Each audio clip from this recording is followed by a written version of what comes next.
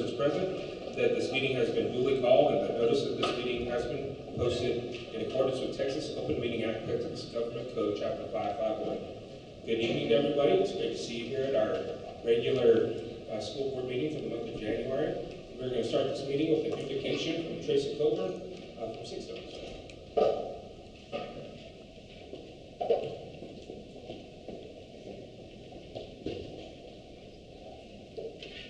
Please bow with me.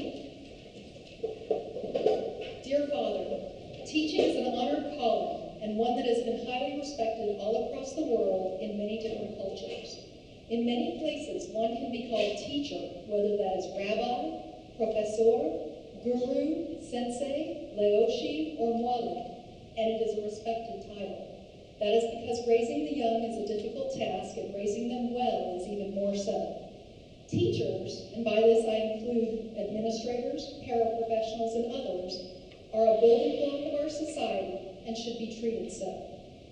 Thank you, Father, so much for HEBISD and all those who teach our young, whether they are in the classroom directly instructing, or in the admin building planning, or in the cafeteria feeding, or in the bus driving. Thank you for providing this calling to those in our schools, as it's your voice they follow when they chose this career. Honor all they do, Father, and let their steps be bathed in light as they lead our children from childhood into adulthood. Watch their paths and keep them stepping where children can learn and grow. Watch over all who teach our children and help them to know they are respected and loved even when they don't feel it. Help our society to show them better how most of us feel about teachers and help us to honor them as they should be honored. Bless them in this school year and watch over them as they work so hard in this pandemic. We are grateful for excellent teachers and blessed to have so many of those in this school district. Thank you for gifting us with these extraordinary people. Amen. Thank you, Ms. Coburn. Next, we will be doing our Pledge of Allegiance, which will be led by two students from Spring Garden Elementary School.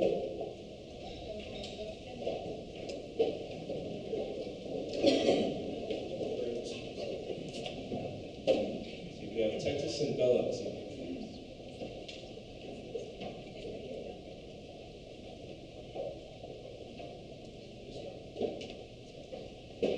I pledge allegiance to the flag of the United States of America and to the republic for which it stands, one nation, under God, indivisible, with liberty and justice for all. Honor the Texas flag. I pledge allegiance to thee, Texas, one state under God, one and indivisible. All right, thank you so much. Go ahead and stay up here for just a second. I'm sure there's going to be some pictures taken. I have a few things. I have some certificates for you. First of all, Texas is an outstanding Spring Garden Cougar. Starting in kindergarten at Spring Garden, we knew that Texas had a bright future ahead of him. He works hard in his pre-AP classes and works hard with all his friends. Outside of school, Texas plays basketball and baseball. Texas is also a great big brother. Spring Garden is so proud of Texas, our outstanding 6th grader of the year.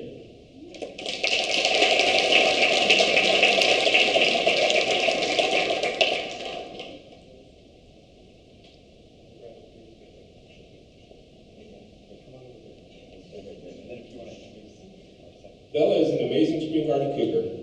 Coming to Spring Garden Elementary in her 2nd grade year, she is quickly welcomed by all teachers and students as a kind and hardworking student and friend.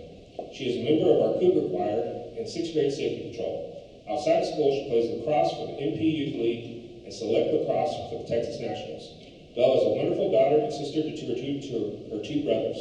Spring Garden is proud of Bella for being an amazing Cougar.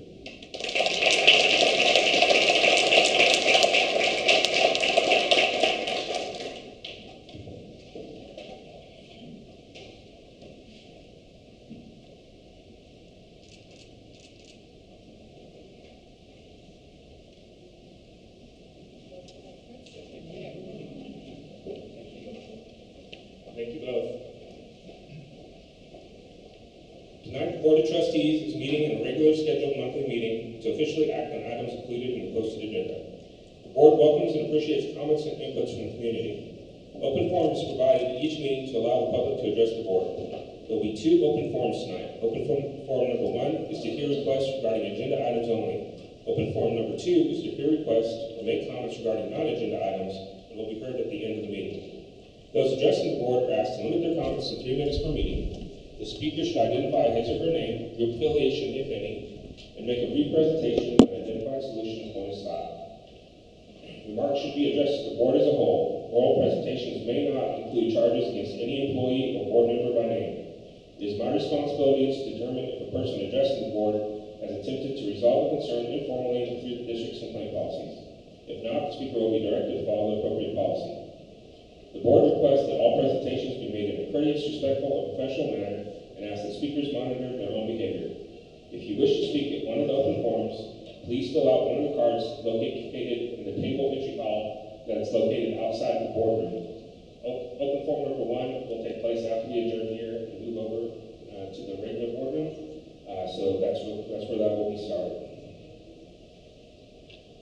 Mr. Chapman, any superintendent comments at this time? Any clarifications? All right, so next is reviewing the board activity chart. I will start on the left side, Ms. Wells.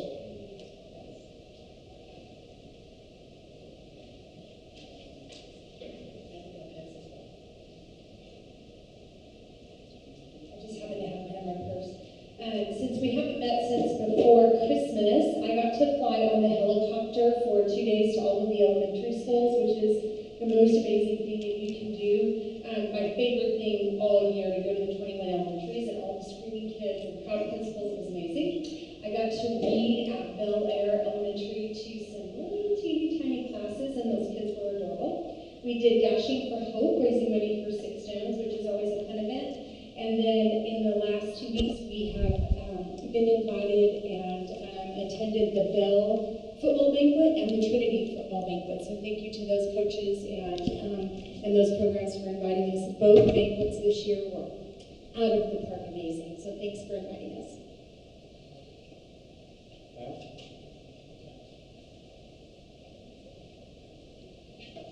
I'd just like to add that we were able, as a board, to tour the new West Hurst Service Center, which will be used to house all of our special education and other programs in one central location as part of our 2018 bond program. And we finally got to go. It's the last project we have to complete. We got to go to the board and actually see what that looks like. So thank you to the administration for putting that together for us. All right, I'd like to say a quick brief thanks to our leaders this evening. You may have noticed more students in green blazers as you entered tonight. These students are part of the HEBISD Student Ambassador Program, which is a select group of students chosen through an application and interview process to be the face of the district. They are trained to assist with public relations and communication services and are given the opportunity to positively promote HEBISD while developing leadership skills. Tonight, I apologize if I mispronounce names. You can correct me when you get the microphone. Tonight we have Rohan Sanyal, Nova Nizamanya, who are seniors at LD Bell, and Ethan Killenberger and Paloma Magna, who are juniors at Trinity. This past year, we've been using the opportunity to hear the voice of the district students by asking the ambassadors a question. This month, the question we asked Ms. Donna was. Good evening. My question is, now that you're a student ambassador, what are some things you're doing to be a leader on your campus?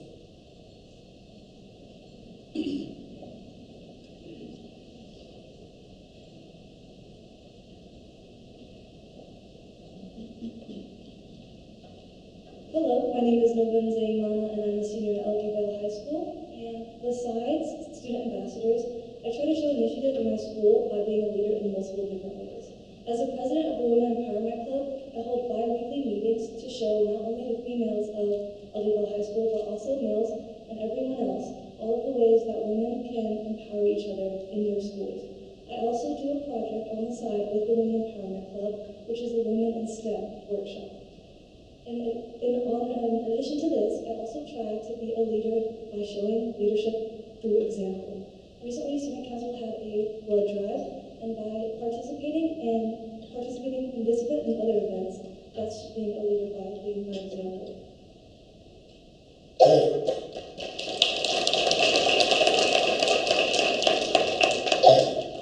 So I personally tried to be a student leader in multiple ways in my domain.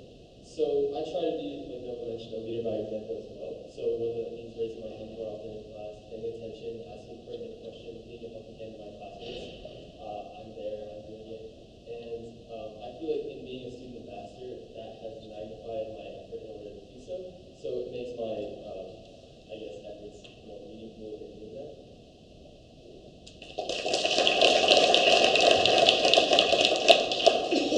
My name is Paloma Magana, and I try to be a leader on my campus, both in and out of the classroom. I'm an IB junior, and in my advanced classes, I try to participate and encourage others to do the same. I really value hearing the ideas of my classmates, especially when those who are a little more soft-spoken. Outside of the classroom, I am the Vice President of Trinity High School's Junior World Affairs Council, where I encourage my peers to engage in critical dialogue about world affairs.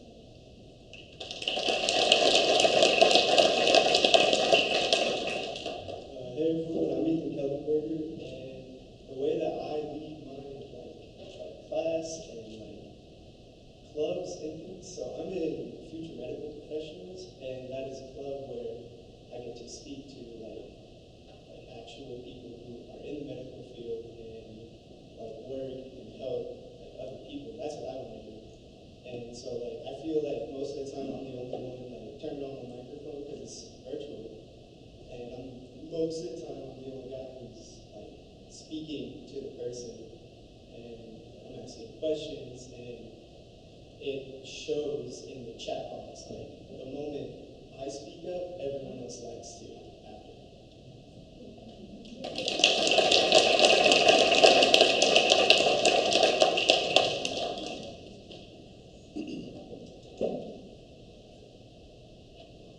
Thank you so much. Rohan, Nova, Ethan. Thank you.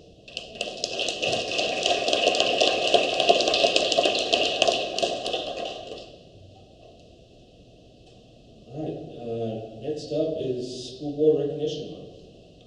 Ms. Hoffman.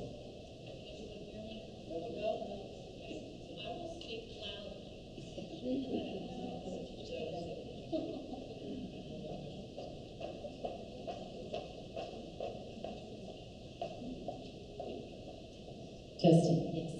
Okay, so as I begin, if you guys do not mind moving to the front row so that you can actually see some of our students perform, I'd like to let you guys know that it is the January is School Board Recognition Month, and tonight we're honored to celebrate our amazing Board of Trustees.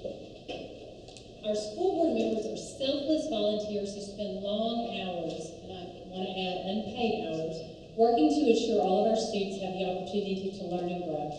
Celebrating School Board Recognition Month is one way we can thank them for all that they do. They serve as a link between the community and the classroom. School board members are elected to establish the policies that provide the network for public schools. HEBISD Board is responsible for an annual budget of $213 million, over 22,000 students, 2,800 employees, and 31 campuses. Our board has supported our staff, students, and communities. Our board members serving HEBISD, and if you do not mind, raise your hand and turn and wave. But it is Board President Matt Romero, Vice President Julie Cole, Board Secretary Rochelle Ross,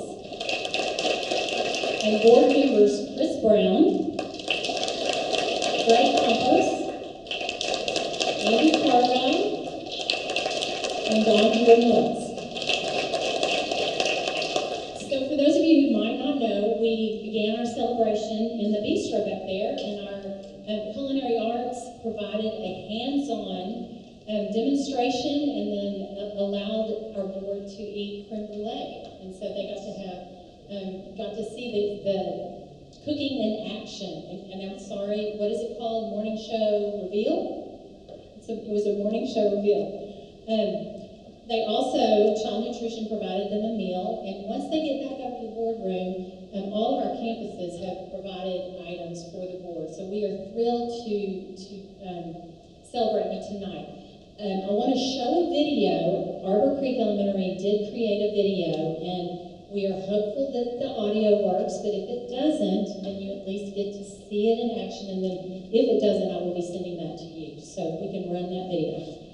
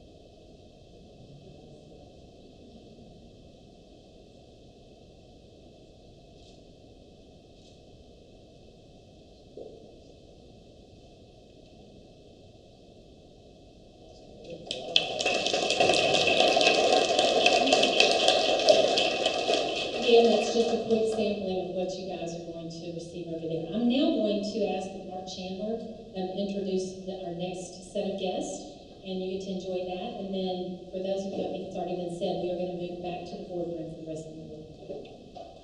Deanne. Good evening, everyone. Mr. Chapman and Board of Trustees, we're honored to be here for you this evening, and I think you probably recognize a lot of these young people that are here in front of you.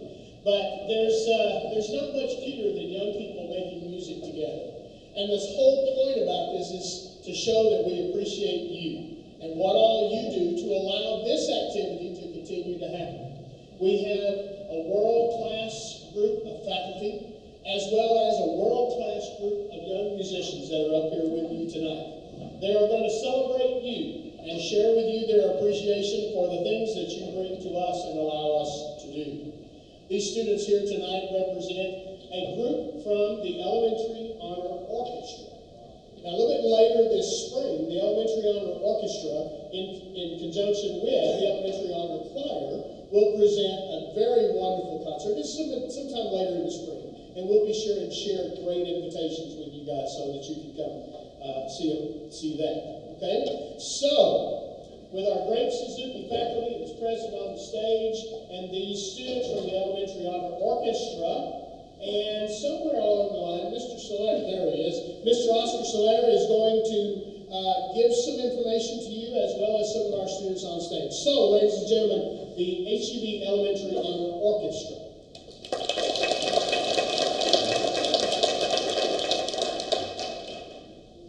We want to say thank you so much for being here with us. On behalf of the entire Suzuki faculty, we appreciate you. We realized last year, as we were planning for the year ahead, that we were celebrating 20 years since the inception of our program. And we thought that there couldn't be any better way than to play for you. We want to thank you for everything that you have done for our students and to support our program.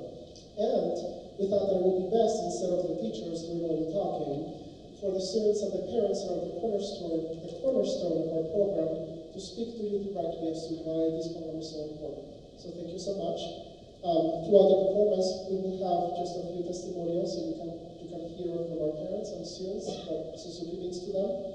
And the first one that we have for you is from a parent in Wilshire of a student that is currently in this ensemble. Her name is Nicole Mizell from Wilshire, and she says, "We moved to our neighborhood almost 18 years ago when I was pregnant with our oldest son because we knew Wilshire and a Suzuki string school, and we wanted our kids to have a Suzuki education. All three of our boys chose the violin, and watching them each progress from learning the basic rhythms to their first twinkle to eventually mastering songs in Suzuki books 3 and 4 and 5 and 6 has been incredibly enriching. Learning an instrument at a young age instilled confidence and a sense of responsibility, and being part of Suzuki and the Elementary Honor Orchestra has given them a built-in social group, which is so important when they get into junior high and high school. Through the years, we have considered leaving the HB area, but the Suzuki program and the orchestra for upper grades has kept us where we are. And the next testimonial before we have the kiddos perform comes from Ms. Manawa, who is a Suzuki parent in South Euless.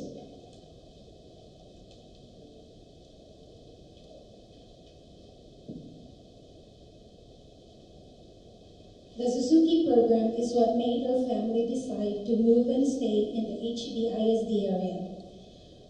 More important than being able to play the violin, my daughters have developed skills and habits that extend into their academic and social lives. I attribute to the Suzuki program my daughters' increased ability to listen, observe and identify patterns, retain information, stay focused for longer periods of time, and show diligence, especially when things are new and challenging. The program also has transformed our family and our home. Our family now has a much greater appreciation of the hard work that goes into creating music. And like most Suzuki families, our home is filled every night with music and fun games.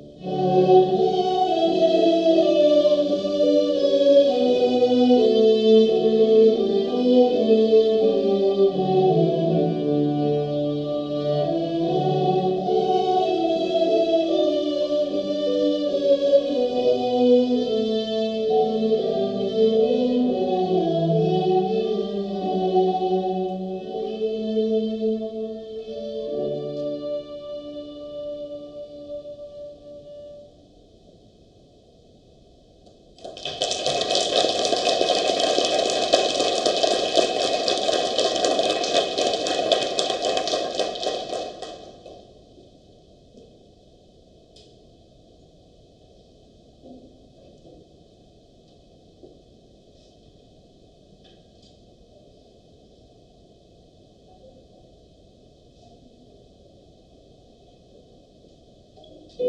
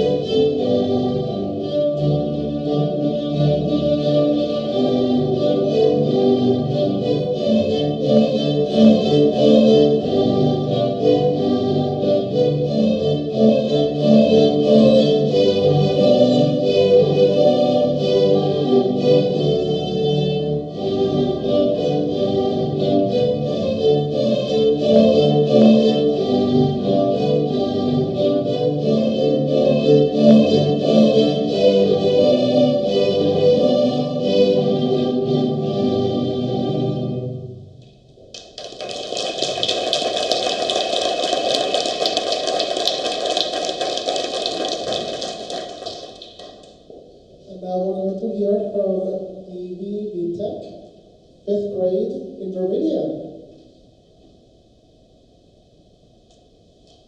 I like Suzuki because it is a different way to learn different instruments and it's a great way to make new friends. Some things I learned in Suzuki besides playing instruments are ways to stay on a good schedule and work hard. I appreciate having Suzuki in my school because I have the opportunity to be able to learn an instrument.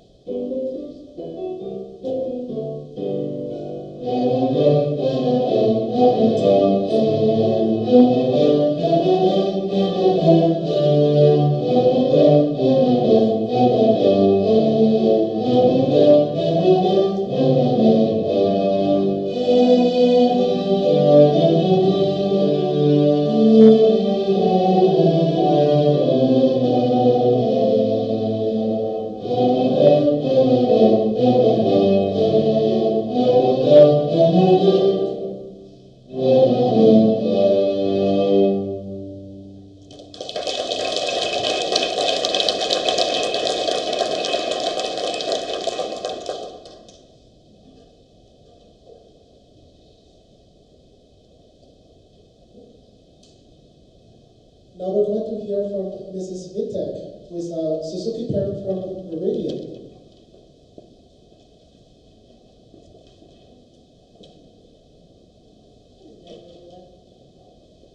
I just want to share a portion of what I wrote to our Suzuki, Meridian Suzuki families last year after the passing of our teacher, Mrs. Adams, at Lakewood. I wrote, with the passing of Mrs. Adams, I've done a lot of reflecting on our last 9 years of Suzuki.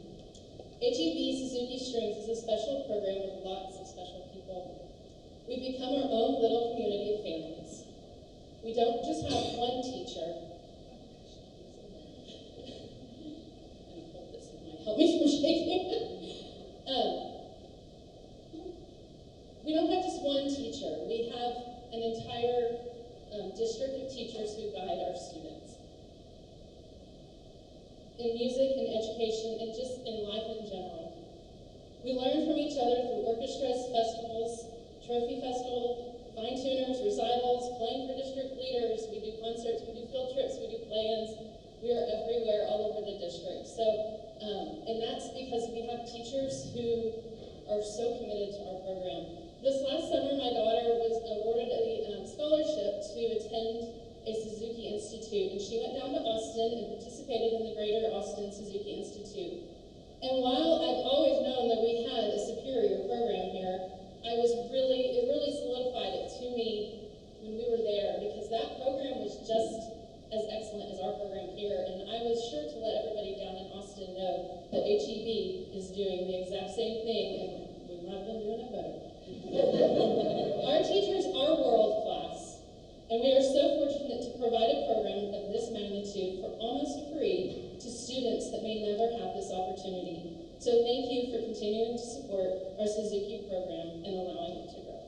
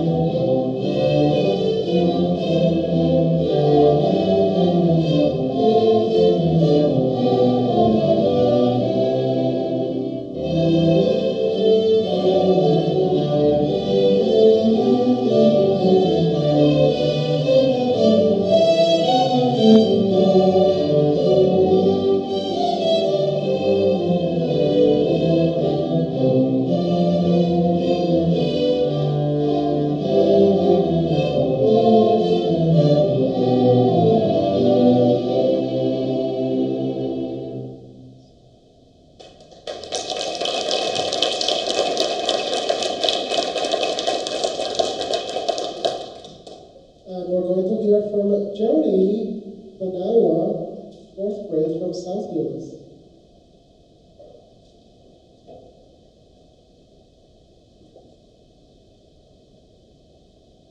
I like Suzuki because I get to go on field trips with new people and meet new people at concerts. I also get to experience new things that I have never done before, like driving to multiple concerts back to back in one day. Some of the things I learned in Suzuki beyond playing my instrument is how to think more quickly and react faster. I appreciate having Suzuki in my school because I get to have a chance to do something I love while I am still in school.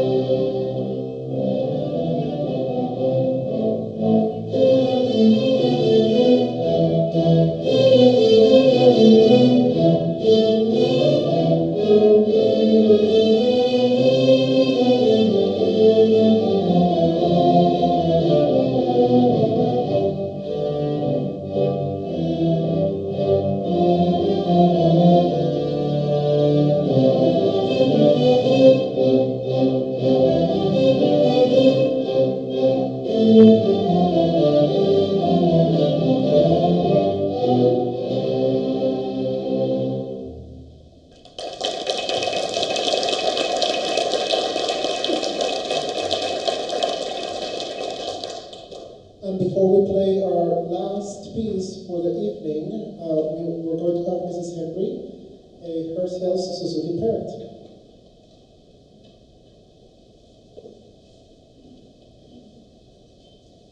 So this testimonial relates to my 8th grader, Lily, who was also a student at Dr. Jones at Hurst-Euless. And I'm going to try not to cry. Okay, I'm not doing very well. So we tried to get Lily into the Suzuki program in kinder and even at first, but there wasn't room in the program at that time. Finally, when she was in the 3rd grade, Lily was able to get started in the program because there was a new teacher, Dr. Jones. And Lily was in the process of doing her first 100 bow holds with a practice double to earn her real bow when she suffered an injury that could have sidelined her musical instruction and potentially impacted her permanently. In a freak accident with a treadmill, she got a 3rd-degree burn to her right thumb and hand, her bow hand. Instead of saying, "Oh, that's too bad," on a student that she had only known for a few weeks, and she could have easily chosen to drop from the program, Dr. Jones was very compassionate and said that we would go ahead and work around the injury and see what she could do as she healed. This decision turned out to be the best possible physical therapy that my daughter could have had for her injury. The skin, muscles, and ligaments in Lily's thumb are as strong and flexible today as if they had never been injured.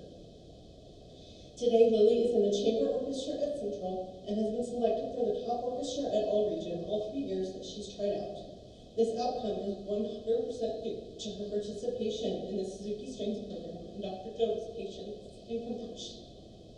The HEB Suzuki Strings program has truly impacted her in a positive way for the rest of her life.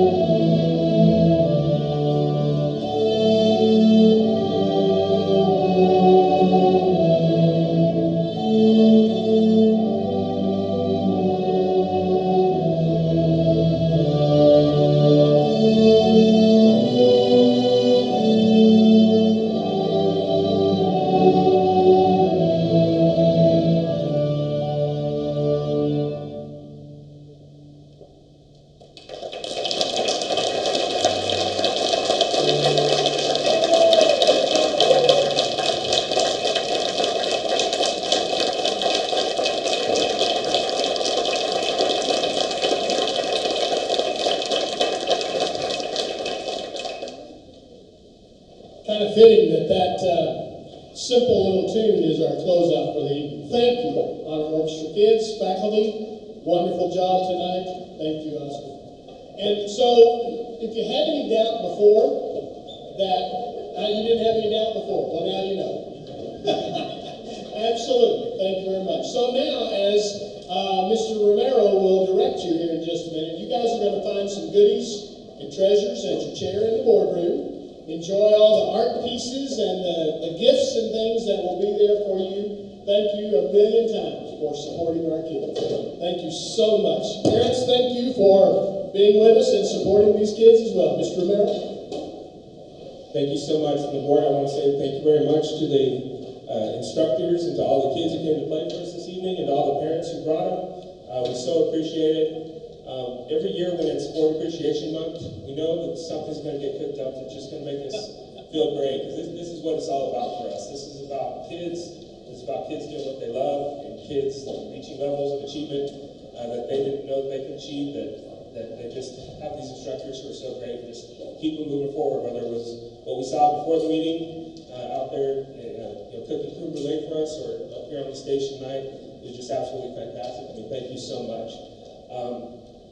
Again, this is really a celebration of kids, and we really appreciate it as a board, and I'd like to tell the board how much I appreciate every one of you and all the work that we get to do together.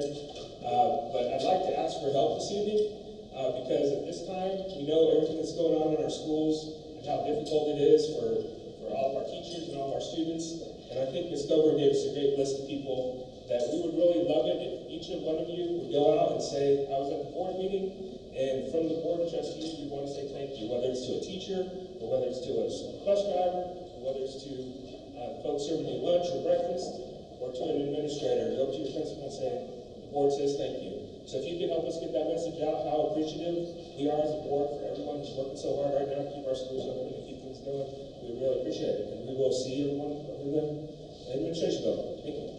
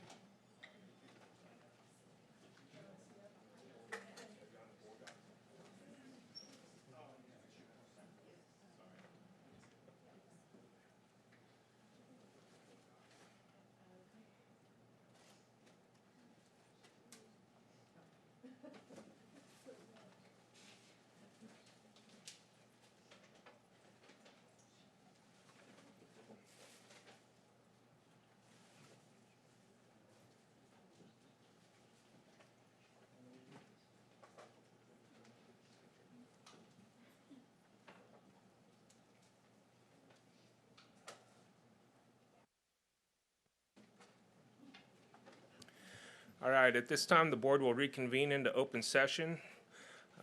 Thank you to everyone who is over in the other room and has moved over to the regular meeting now. First thing that we'll have is open forum number 1. I understand there are no one signed up for open forum number 1, so this time the board will be going into closed session. Pursuant to Texas Open Meetings Act, Texas Government Code, Section 551, the board will adjourn into closed session for purposes of Section 551.071 to 551.074.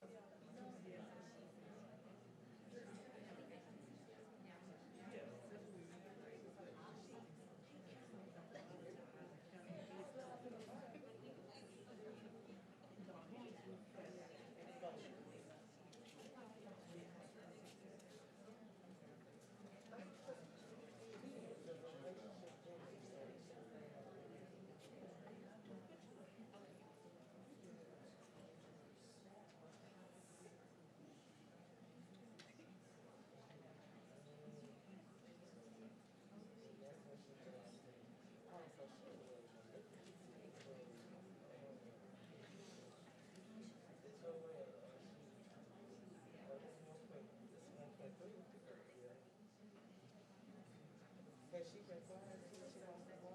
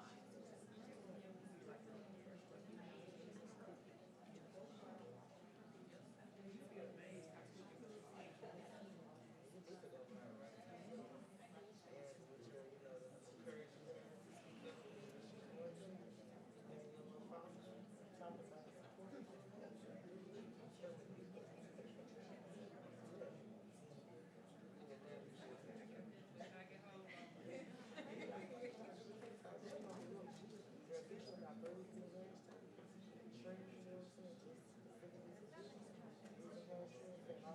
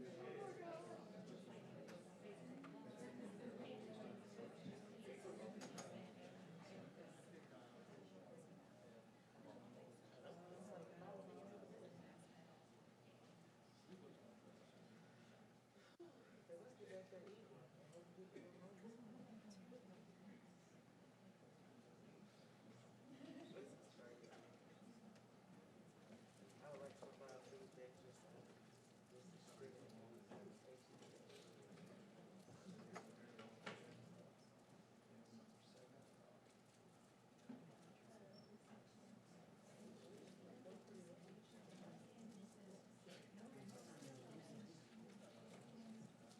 Yes, sir.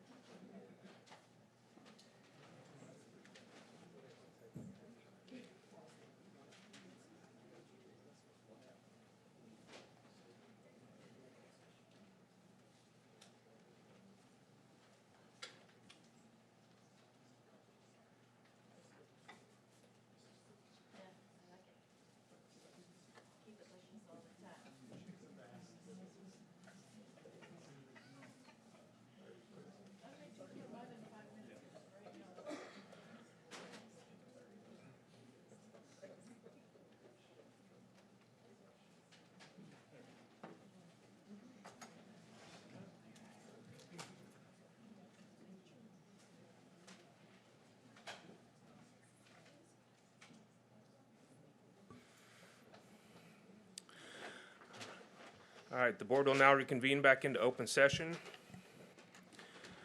We're to section 9, action items, human resources. Item 9.1, approval of update to 2021-2022 staffing table, new units. Ms. Sisley?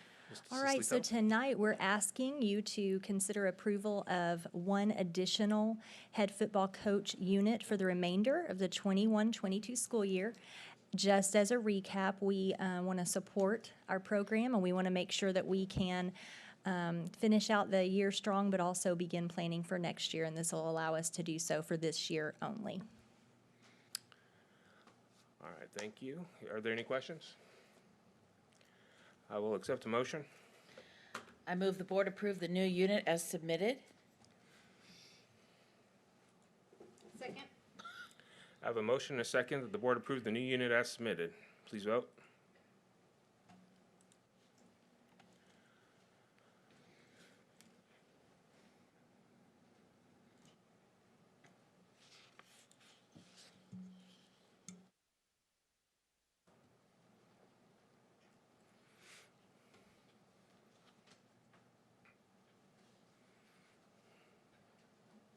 And that motion passes. Next item is approval of coordinator of special education instruction. I will accept a motion. I move the board approve the appointment of Cynthia Riggs as the coordinator of special education instruction. Second. I have a motion and a second that the board approve the appointment of Cynthia Riggs as coordinator of special education instruction. Please vote.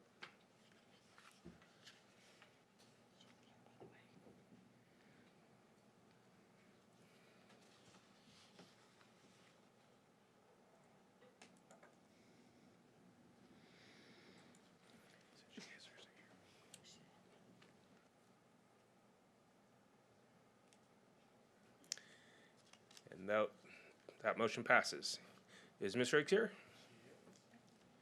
I'd like to give you an opportunity to stand up and kind of introduce yourself and introduce the people that you brought with you and say congratulations.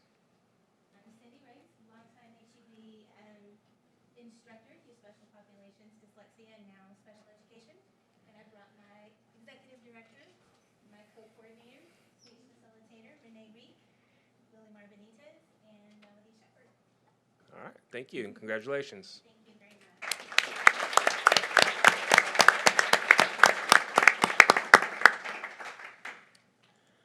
All right, next item is approval of employment recommendations.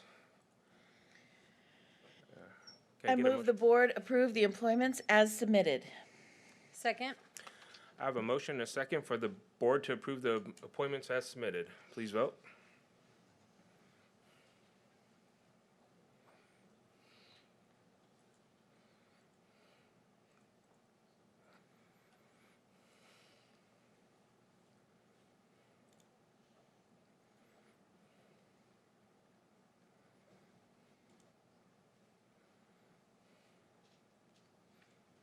And that motion passes. At this time, I'd like to take a moment to introduce the new head football coach at Trinity High School, Aaron Lineweaver, and give him a chance to stand up and introduce anyone he has with them and say congratulations to him.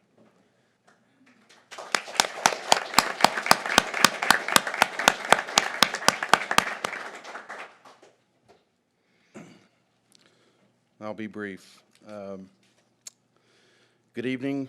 Special thanks to the board, Conrad Streeter, Mike Harris, Barry Fuller, and Mike Fielder. I would also like to thank Steve Chapman and Dr. Harrington for this opportunity. The leadership in this district is incomparable. Your commitment to students is special, and I feel privileged to be a part of it. I express my gratitude to the flawless HR department for a seamless and professional process in joining the HEB family. I'm excited to be the next head football coach for the Trinity Trojans. We will work hard on the field and in the classroom. I promise to honor the program that has had great players like Jay Fitch, Lee Foliaki, Dimitri Nance, Denarius McGee, just to name a few. And I also would like to honor the great men who held this title before me, John Riddell, Steve Lineweaver, and Chris Jensen. But more importantly, I want to mention how grateful I am to have learned to serve from the very best. If anyone's looking around, Dad.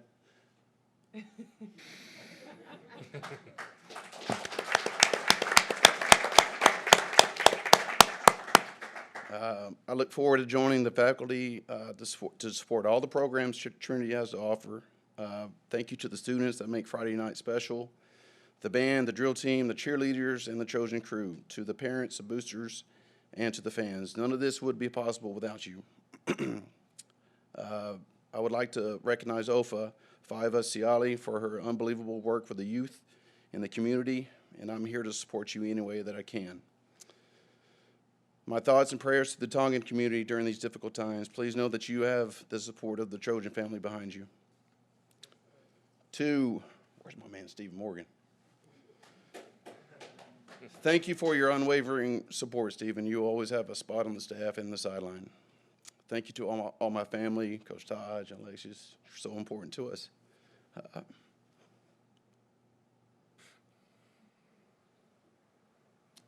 Thank you.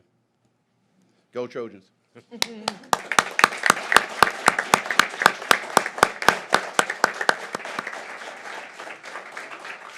right. Thank you, Coach. All right. Next item is to consider approval of retirement agreement with the superintendent of schools. I will accept the motion.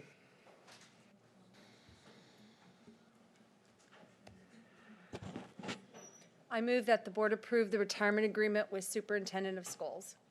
Second. I have a motion and a second that the board approves the entire retirement agreement with the superintendent of schools. Please vote. I'm thinking about it.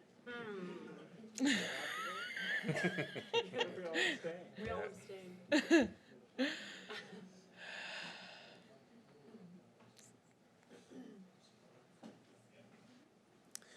And that motion passes.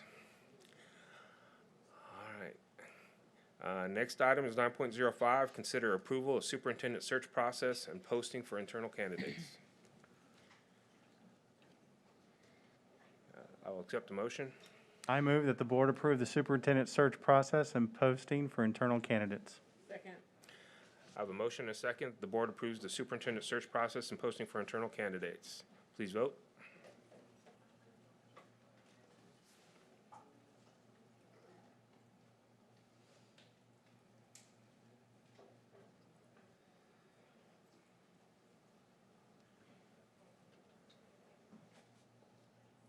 And that motion passes.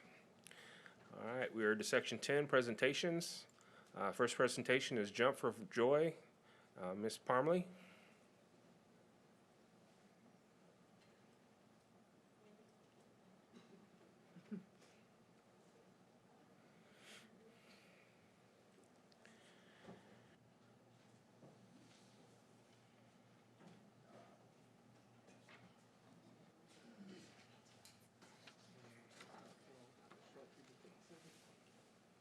Sorry. Good evening, no problem. Look forward to hearing from you.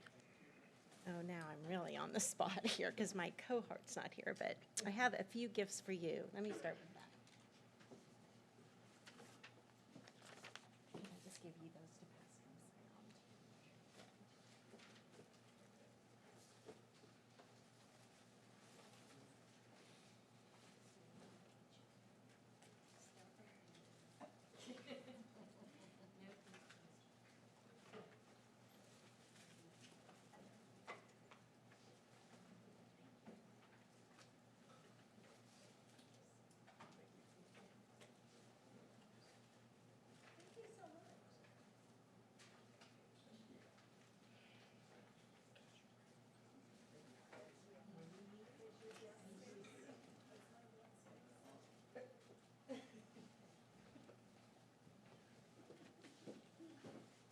Good evening. I'm Wendy Parmalee, and I'm a retired art teacher, APIB art teacher from LDBell High School. I think I'm going into my 9th year of retirement. I can't believe it. And I always get so nervous coming into this room. I don't know why, but it's so formal because y'all are the best people. This Jump for Joy event, would have been its 8th year. And this was a big event planned for February at the Buinger Center. And we're so disappointed because of the COVID surge. We thought it would be prudent to just postpone it yet another year. And but I'm really here tonight to thank you all for your ongoing support for Jump for Joy. It has become a 501c3, it's official, and there's big plans for it, and it's continuing to grow in spite of COVID. But it really could not have done this without the help of you, Mr. Chapman, and Deanne Hollander from back in, when was that? 8 years ago, I think. And you just coming on board and helping and support this and attending the event. And anyway, you're very special to us, and thank you for the support for this community. Jump for Joy, if you do not know, there may be some new faces here, all of the proceeds go directly to helping homeless kids or unaccompanied youth that are sponsored or vetted through Family Support Services with Director Ellen LeBeau, and who does an amazing job.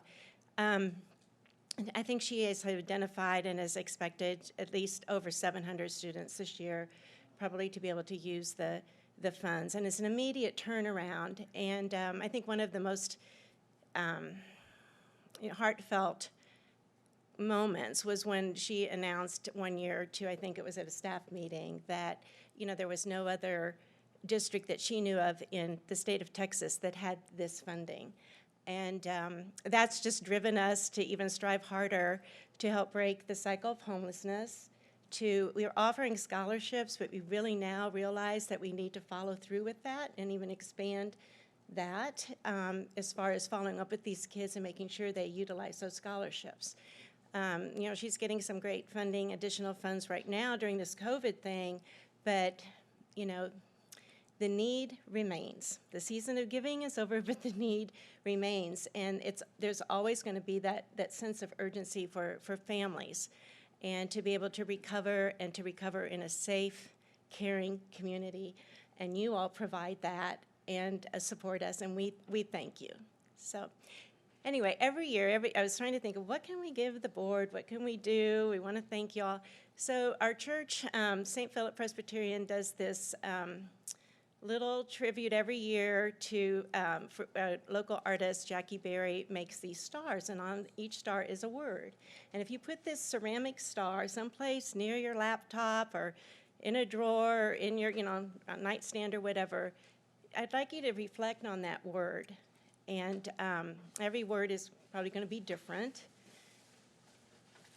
And what you'll find, that we find every year, we've been doing this for 3 or 4 years, that within the year, right, the Epiphany season next year, to reflect on what the previous year that word meant to you. And you'd be surprised, that it makes you think of your relationship to others, your relationship to the community, your place in this world, and what a difference you can make. So thank you. And I hope you all come next year. We had a table, Betty's not, oh, you made it. Betty bought you all a table at the event. So this is going to be a bigger, fancier event. We had Michael Dean, who I heard is retiring. Trinity Harmony was going to be performing. And so it's going to be, we'll be back, and cannot thank Mark Chandler and Deborah Harvey and Betty and a lot of retired folks that get involved in this. It's just great, and it's growing. But thank you, and we hope to see you next year. Thank you. Thank you so much. Yeah, Jump for Joy, for anyone who hasn't been able to go, it's just a great event, and they have set up a schedule where pretty much every performing group in the entire school district gets to come through and show off and perform. And as a board member, there's really no better place to see so much at once, because you get to sit there all day and just watch group after group after group. Elementary choirs, Suzuki strings, high school choirs, band kids. It's just a fantastic event, and we really look forward to getting to go next year. All right, so thank you. Thank you. All right, our next presentation is on the Education Foundation. Mr. Collins? Good evening. It's a pleasure to be with you all this evening. It's a privilege to represent the Education Foundation before this group this evening. At its last regular board meeting, the foundation authorized a donation to be made to the Better Together Employee Appreciation Initiative. Did I get that right, Rochelle? Program. It very, very simple, direct message, and arguably has been one of the most challenging and continues to be the most challenging period for all of the school district employees, is that we love you, we support you, we admire and respect the work that you are doing, and we hope that the contribution that's being made to this appreciation initiative will go just a little ways in expressing that appreciation.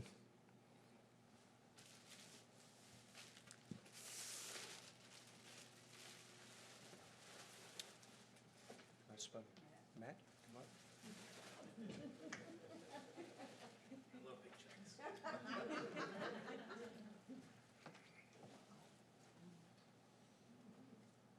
So the amount that was authorized by the board is $10,000 donation to the employee appreciation. Thanks for what you did.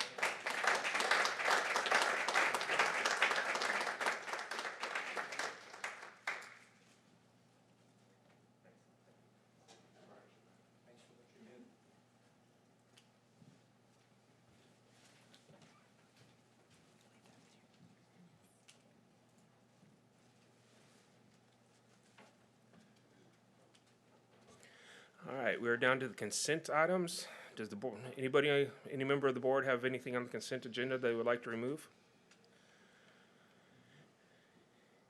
Hearing none, I'll accept a motion. I move that the board approve the consent agenda as presented. Second. I have a motion and a second that the board approve the consent agenda as submitted.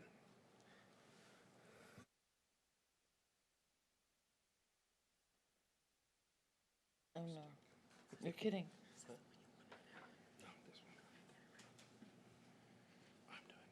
Okay. I'll do it first. Oh. Okay, at the end.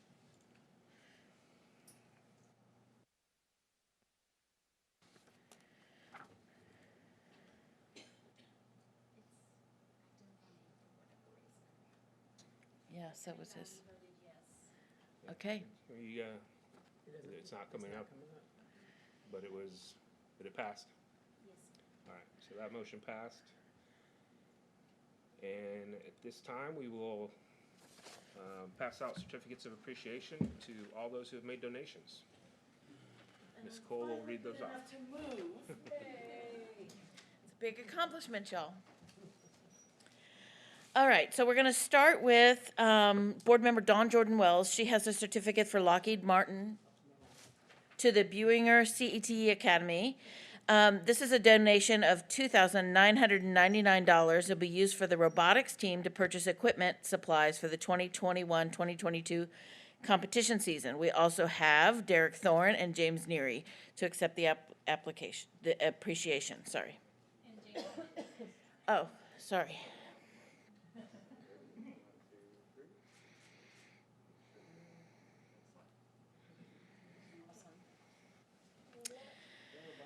Board Member Andy Cargile has a certificate for Michael and Pegan Standish to the Buinger CTE Academy, a $1,000 donation that's going to help students pay for fees associated with the BCTEA programs. And Lisa Carr again. With my other one. Stay there, Andy and Lisa. We have another donation from Alex Horton to the Buinger CTE Academy. This one's $6,000. This is going to help students pay for fees associated with BCTEA programs. Next, we have Board Member Chris Brown. He's got a certificate for Midway Park Elementary from Midway Park Elementary PTA for $2,375 donation going towards Education Galaxy.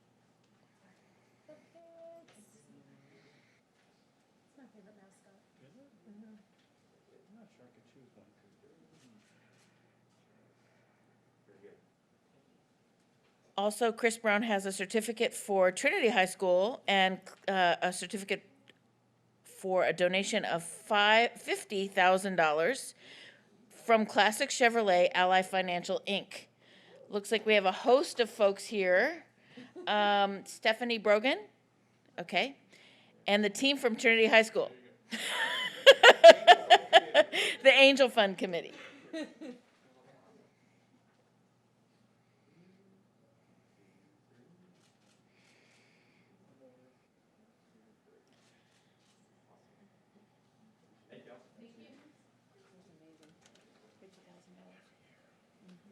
All right, Mr. Campos has a certificate for a $5,000 donation from Pekin and Michael Standish for Oakwood Terrace.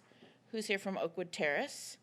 Darla Clark will accept the honor.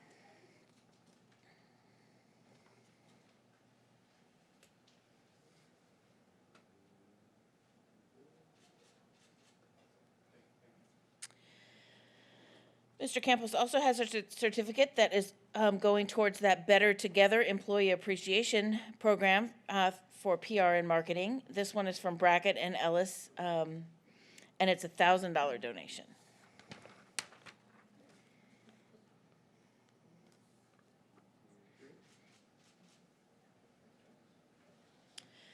Rochelle Ross, Deanne, you might want to stay up here because Rochelle Ross has a $500 donation to that same Better Together program from What's Poppin', Texas.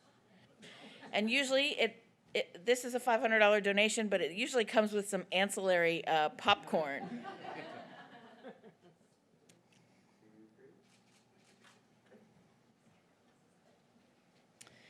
And then, did Mike stay? We have a certificate for Mike Collins, if he's still here. No.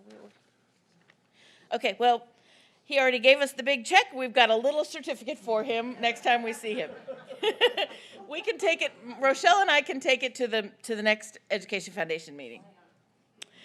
And then Matt Romero has two certificates. The first one is for a donation from State Farm Insurance to Central Junior High School.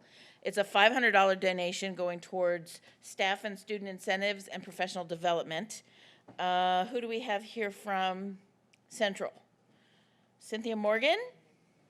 She was here. Okay. Dr. Harrington's going to stand in. You look lovely tonight, Joe. She got caught up in the excitement and whirled out. And then Mr. Romero has a certificate for Beck Martin. This is a $750 donation to the Buinger CTE Academy. This is a vehicle donation. It's going to benefit the automotive students, allowing them to gain real-world experience working on a functioning vehicle.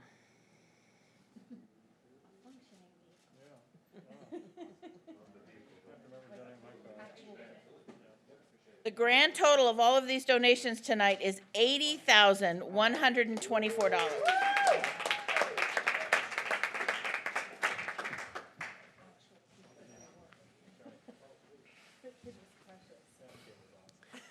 And I would like to thank everyone who stayed around and to receive those certificates. This is a little bit further into the meeting than what we normally are. We had a little bit longer closed session tonight, but I really appreciate you guys sticking around and receiving those. All right, we're in section 13, reports and presentations. Report on retirement and resignations. Are there any questions? My question, remind me, when is their last day to say they're retiring? Is it already passed? Or is it still?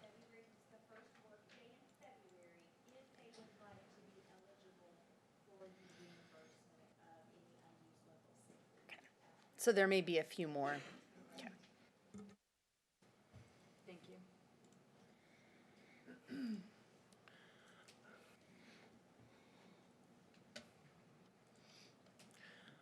Apologize. I think I'm having a mouse issue because I can't get to where I want to get to. 1302. Well, I had to get out and get back into the meeting, so. All right, disbursements for the month of December. Any questions? Nope. All All right, bilingual and ESL annual program evaluation. Ms. Butler.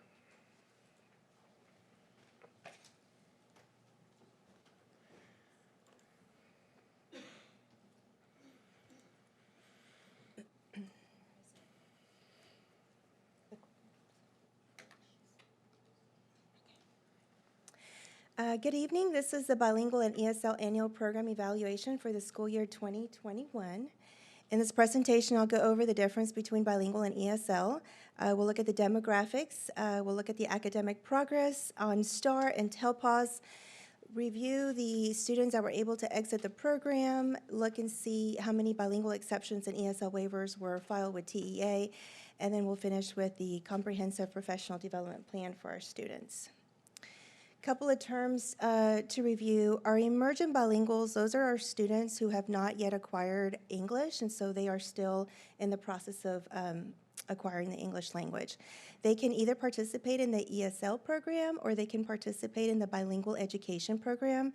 The bilingual education program that we offer is in Spanish, and then every year the TEA assesses their proficiency on the TELPAS assessment. So bilingual and ESL, you can see that they both have the same goal, and that's for our students to attain full proficiency in English so that they can participate equitably in school. On the bilingual side, the the instruction is delivered in Spanish, and as the students progress in grade levels, then the Spanish instruction decreases as their English instruction increases. Students in the bilingual program can exit in 4th and 5th grade because we have adopted the late exit transitional program. Our teachers are certified in both the content area and in bilingual education. On the ESL side, the instruction is given in English. It's linguistically and culturally responsive. Our students can begin to exit in 1st grade, and our ELA and reading teachers are the ones who are required to have the ESL certification. We can provide this instruction in either pull-out or inclusionary delivery. Here are our demographics. You'll see the population data for the last 3 years, as well as the change in number of emergent bilinguals and the percentage change between 20 and 21. One thing to look at is that since 2019, our EB population has increased by 663 students. You'll see that last year we had 460 students that enrolled. Out of those 460, 137 were newcomers. In other words, they were new to our country. And this is where they're coming from. And while the majority of them are still coming over from Spanish-speaking countries, I think it's important to note the numbers that are coming over from Africa, which are pretty close to our Spanish-speaking. Ms. Butler, has this changed? Are you seeing a trend, or it's pretty It's much the increasing. It's been increasing the last couple of years, yes. So now the academic progress of our emergent bilinguals. But before we look at the how they did on STAR, I think it's important to note that COVID had a big impact on our students. This is a very vulnerable group, and so while there's a long list, I'm not going to go through all of them, but I am going to point out some of the ones that really made an impact on our emergent bilingual students. So during this pandemic, the students and their families went into survival mode, and so education was kind of placed on the back burner. A lot of our students, over half, decided for remote learning.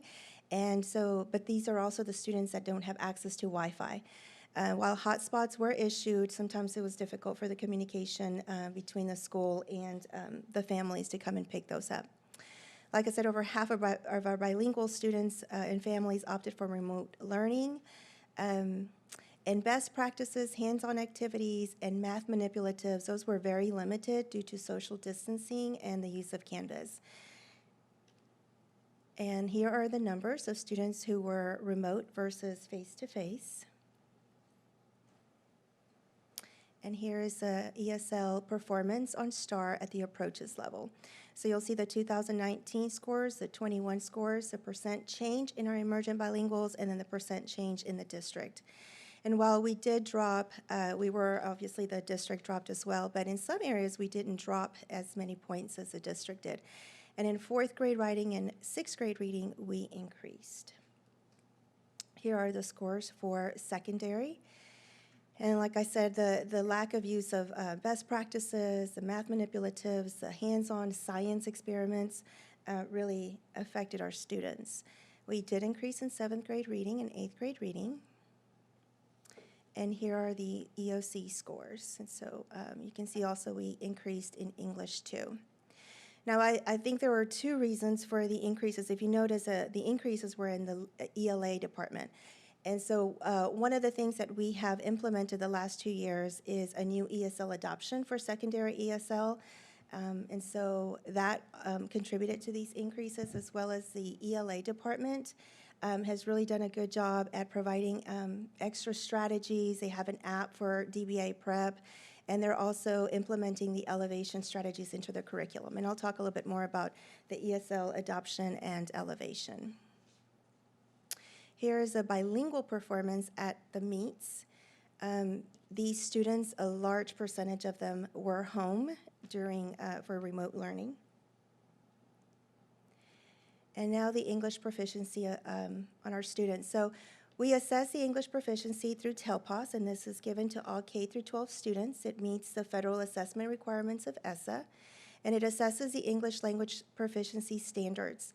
It assesses students in listening, speaking, reading, and writing, and each domain contributes to 25% of the composite score. We also have TELPAS Alt. This was recently developed for our emergent bilinguals who have severe cognitive disabilities. It's available for students in grades 2 through 12, and those usually the students who take STAR Alt also take the TELPAS Alt. All domains are holistically rated using observable behaviors. TELPAS in grades K and 1, the 4 domains, listening, speaking, reading, and writing, they are holistically rated. Each domain gets a proficiency level of beginning, intermediate, advanced, or advanced high, and these results really show us how well students are able to use English during academic instruction. In grades 2 through 12, only the reading, listening, and speaking are online, and writing is holistically rated. However, TEA is looking to move the writing portion to online, and so this year their students will find 11 writing field test items on the TELPAS test. And once again, proficiency ratings of beginning, intermediate, advanced, and advanced high are issued for each domain. The yearly progress, this is where they compare prior year scores with current year scores to see how students are progressing and if they are learning the language. They want the students to move from beginning to intermediate to advanced, and so on, or they want them to obtain the advanced high rating. So if you remember, in 2019, we completed the TELPAS testing. In 2020, this is when the shutdown happened, and most of our schools were not able to complete the TELPAS testing. In 21, we were able to complete the TELPAS testing, but because there were no scores for 2020, we really don't have a yearly progress for these students. And so we're still waiting for further instruction on how TEA will provide us a yearly progress. So here you'll see the number of students that have reached advanced high rating. One thing to keep in mind with our younger students is that many of them did not attend pre-K due to the pandemic, or their younger grades, their instruction was severely impacted by the closure. Here are the results for secondary. And as far as accountability, our emergent bilinguals in the first year of enrollment in U.S. schools are excluded from accountability performance calculations, but students in their second year of enrollment schools and up are included in accountability performance calculations. Those students with parent denials, they are treated in the same manner as our emergent bilingual students, and the STAR Alternate 2 assessment results are included regardless of our EB's years in U.S. schools. And now, this is a number of students that exited the program. So once the students can prove that they no longer need ESL or bilingual support by showing success on the STAR test, on the TELPAS test, and a teacher evaluation, then they are able to exit either the bilingual or ESL program. Our ESL students can start exiting in first grade, and our bilingual students start exiting in fourth due to our late exit transitional program model. Once they exit, we monitor them for 4 years. 2 years, we look at their scores, their grades, and then 2 years is on PEIMS. Here you'll see the exit criteria chart, and you'll see that the very first row has to do with TELPAS. So these students have to score advanced high in each of the 4 domains to exit. They also have to pass their STAR reading or EOC. For those students in first, second, 11th, and 12th where there is no STAR, They have to score above 40th percentile on a norm reference standardized test. And here are our numbers for our students who were able to exit. So the rigorous exit criteria that is in place and the COVID pandemic really hindered our students, and that's why not so many students exited the program. Bilingual exceptions and ESL waivers. So TEA says that for every teacher who teaches the language arts, ELA, or reading has to have the ESL certification.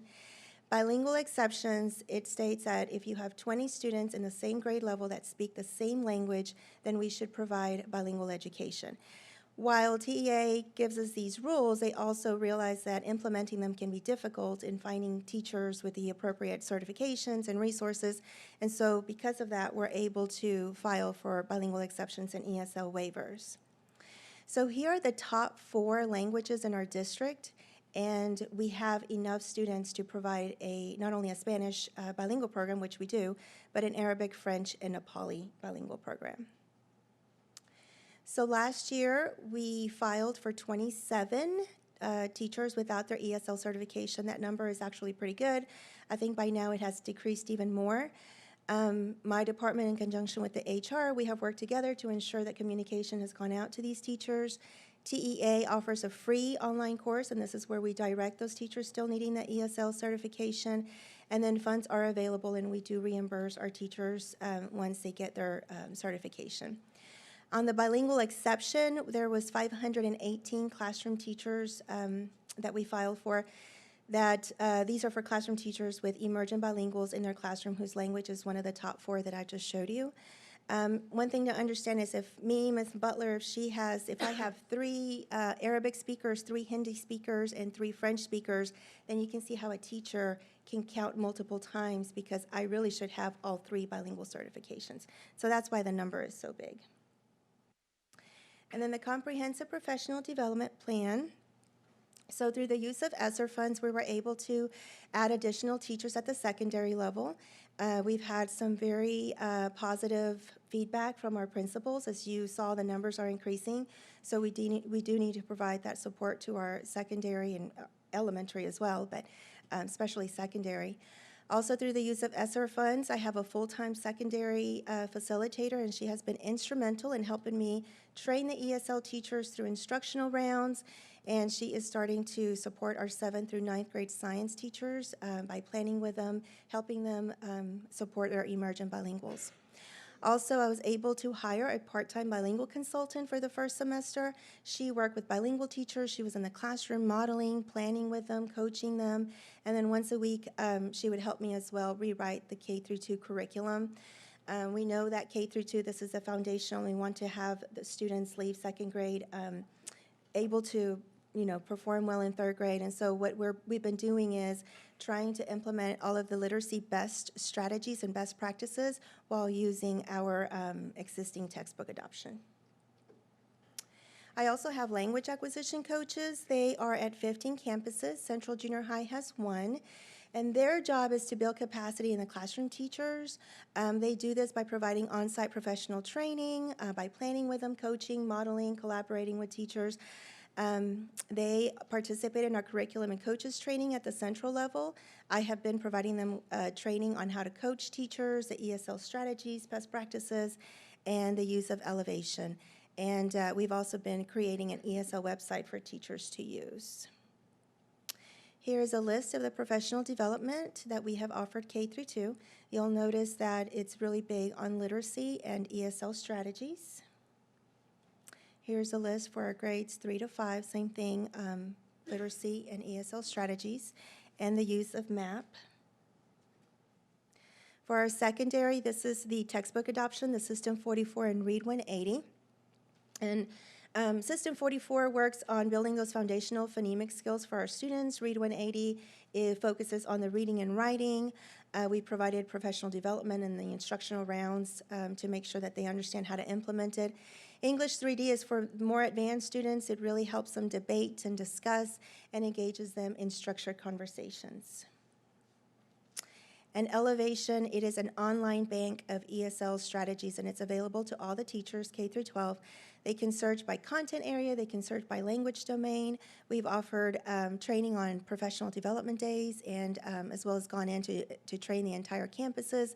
And like I mentioned before, we were embedding it in the curriculum in some content areas. Here's an example of System 44 and the instruction for the foundational skills. Here's an example of Read 180, which focuses more on the reading and writing. This continues with Read 180. Here's an example of English 3D, which is for the more advanced students. This is Elevation. So Elevation will give you a list of strategies that the students can use. These are the strategies that they can use to build background. When the student clicks on the strategy, this shows up. It tells them how to implement the strategy. It has an embedded video so that they can see how it's implemented in the classroom. Any documents that the teacher will need will be right there. And then at the very bottom on the right-hand side, you'll see that it also displays their emergent bilinguals in their classroom so the teachers know exactly who they are. And last but not least is TELP. This is the data management system in order for us to complete our compliance requirements. So 4 years ago, I partnered up with 806 Technologies to help me develop this program. That was 3 years ago. Last year, they were able to sell it to districts. And so this year, they have their own development team. So I am no longer part of the development. But this is what we are using for our compliance requirements. Here is an example of the interface and the student documentation that it produces. And then here's a list of the online platforms that our teachers have access to. Do you have any questions? Thank you. Are there any questions on this report? Yes, if you could, either you can come back and present or give it to Dr. Harrington. I would like the TELPAS and the EOC and the STAR broken down into each school, because I like to see how each school is doing in each of these, and I know you have it because that's how you got the total, but I like it broken down in schools so we can see which school is doing better in each of these categories. I can definitely do that. Thank you. You can either give them the chart, or if you want to come back and visit, you can come back and visit. Okay. Any other questions? So thank you for coming and presenting tonight. There are a couple of comments that are written in the report that really jumped out to me. I think we as a board and as a district want to do everything we can to help these kids succeed. And you listed a number of things that we had implemented, and it says, you list them and then you say these have hurt all of our students.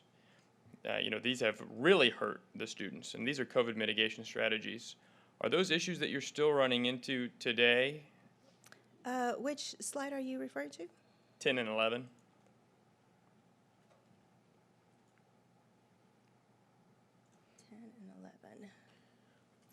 So at the bottom it says, due to not sharing manipulatives in class, such as calculators, really hurt the students. Is that something you're still running into? I think some of it as well, yes, because we have the high numbers of COVID, and so sharing manipulatives, doing the hands-on where kids are in close proximity and having to share those materials, I think that is still, yes, it's still a problem, yes, because of COVID cases. Mm-hmm.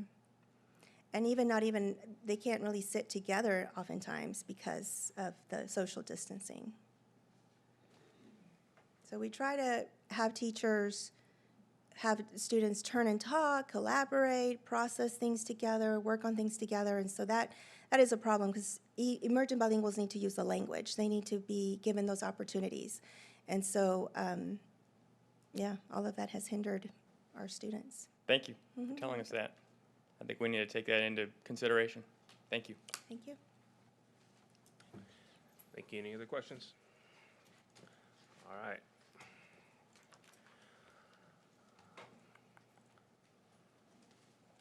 See, the next report is Measures of Academic Process. Dr. Norgard. All right, good evening. I am coming back to you. We talked about MAP beginning of year, and then we've had a lot of DBA reports since then. So this is going to be different. We'll have to adjust our thinking just a little bit when I get to our slides on context to really kind of set the old report aside and think about how this report looks differently. but it does still give us interim data related to how our students are going to achieve at meets and master's grade level on STAR. So context, and Ms. Butler actually mentioned a percentile in part of her report. You've got to take off the hat of thinking about DBAs. With the DBA, if I gave each of you a 5th grade math DBA and you took it right now, it is possible for all of you, might be a little panicked there, I saw a face, you could all score 100 or you could all score a 0, right? Because there's a floor and a ceiling to that. It's about what percent you get correct. Percentiles, norm reference tests, instead of measuring you to a criterion, it's measuring for the instructional level, how do you compare to other students? From your stats class, that good old bell curve, and we look at how people fall across that curve. So if I have 2 students that have made 100% on a DBA, I don't really know it was a 5th grade DBA. Maybe they are spot on 5th grade, or maybe they're really working at a 7th or an 8th grade level, but I don't know because I didn't ask them 7th or 8th grade level questions. My students that I had, 2 students that scored a 0, are they performing at 4th grade level, 3rd grade level, 2nd? I don't know because I only asked them grade level questions. So we're used to thinking about our DBAs as, is everybody getting to this grade level target? And MAP is a lot more about where at the classroom level do teachers go in and meet the student where they're at? I may be a 4th grade teacher, but this student is at the 2nd grade level. How do I meet them where they are and move them? So we talk about percentiles. How do they compare to other students in that norming group?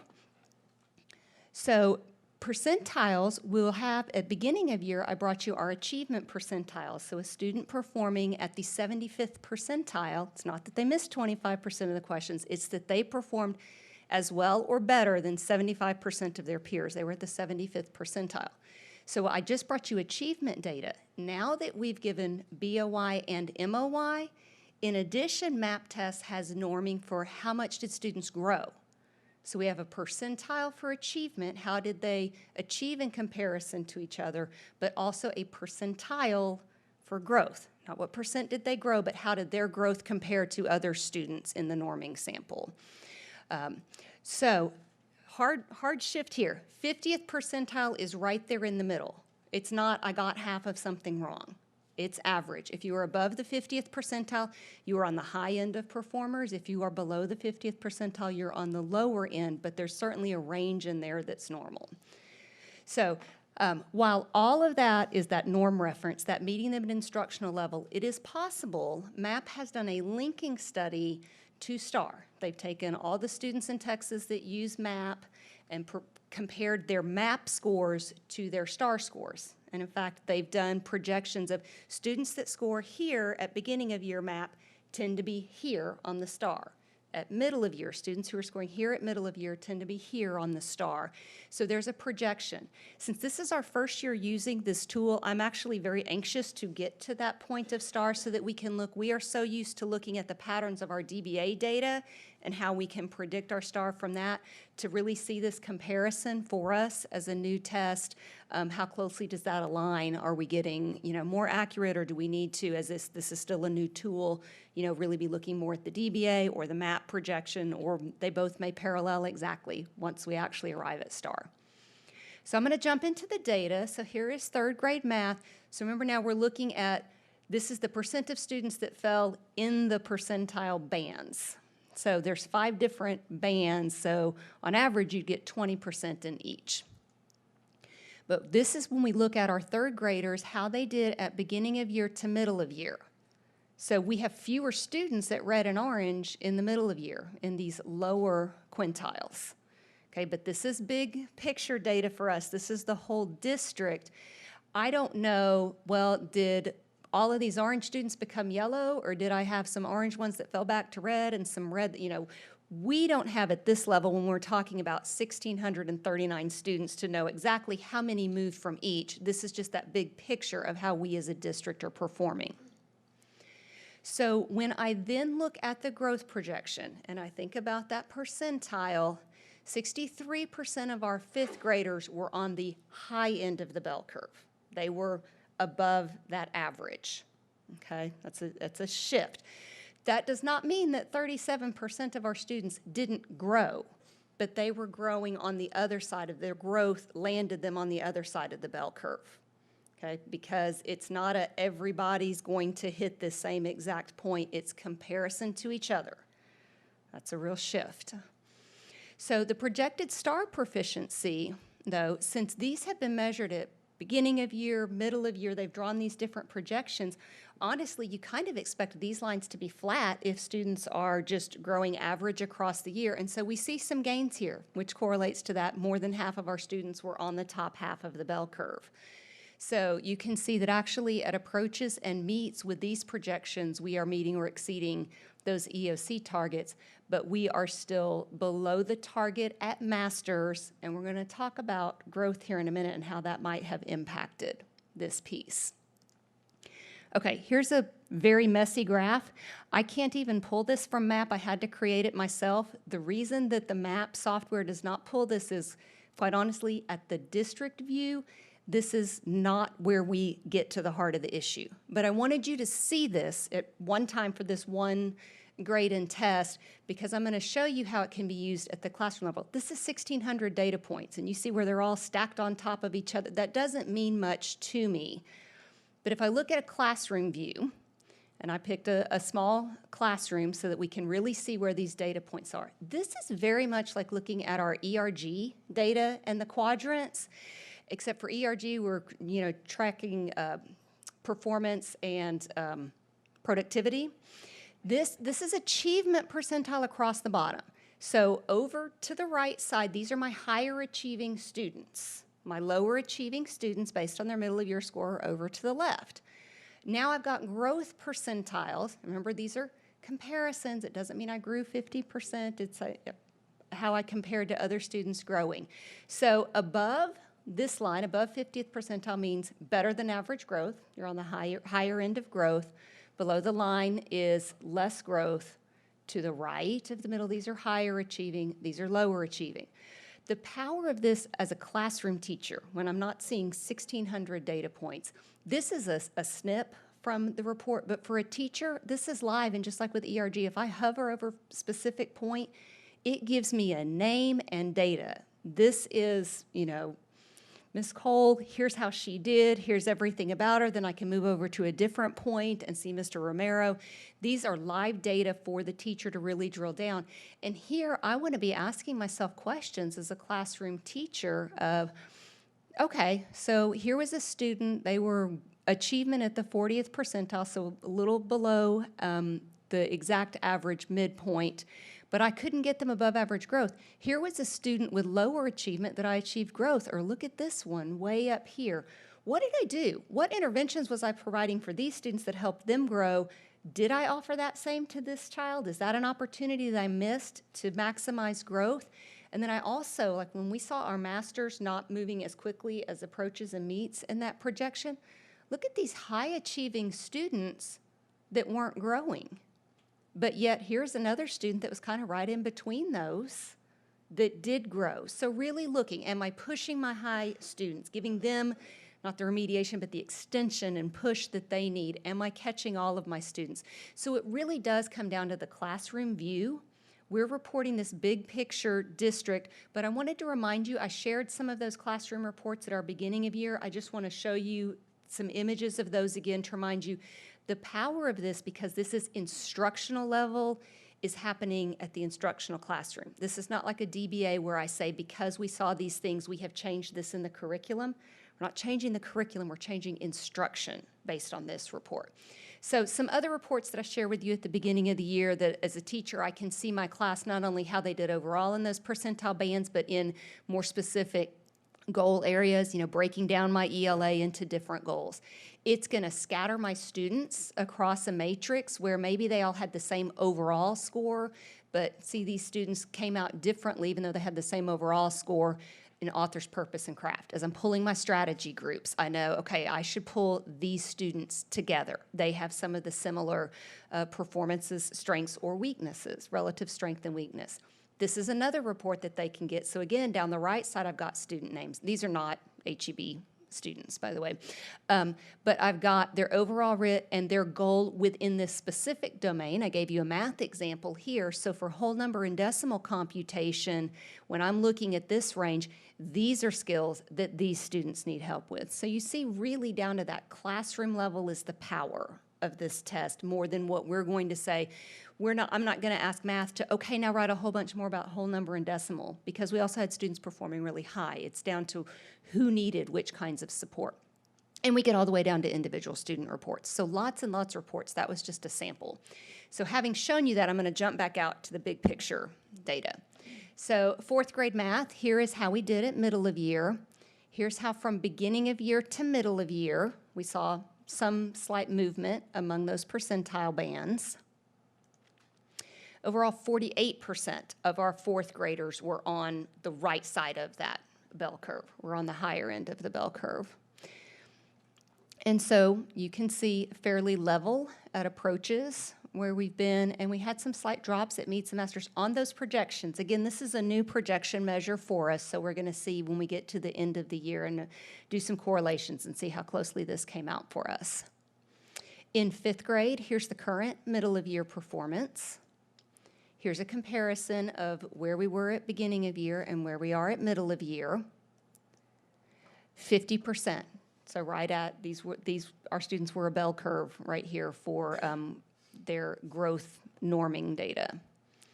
So again, with that 50th percentile, I said that's your true normal curve. See how it's almost flat because they all moved. It's almost like here they were at beginning of year and we moved them all in proportion there.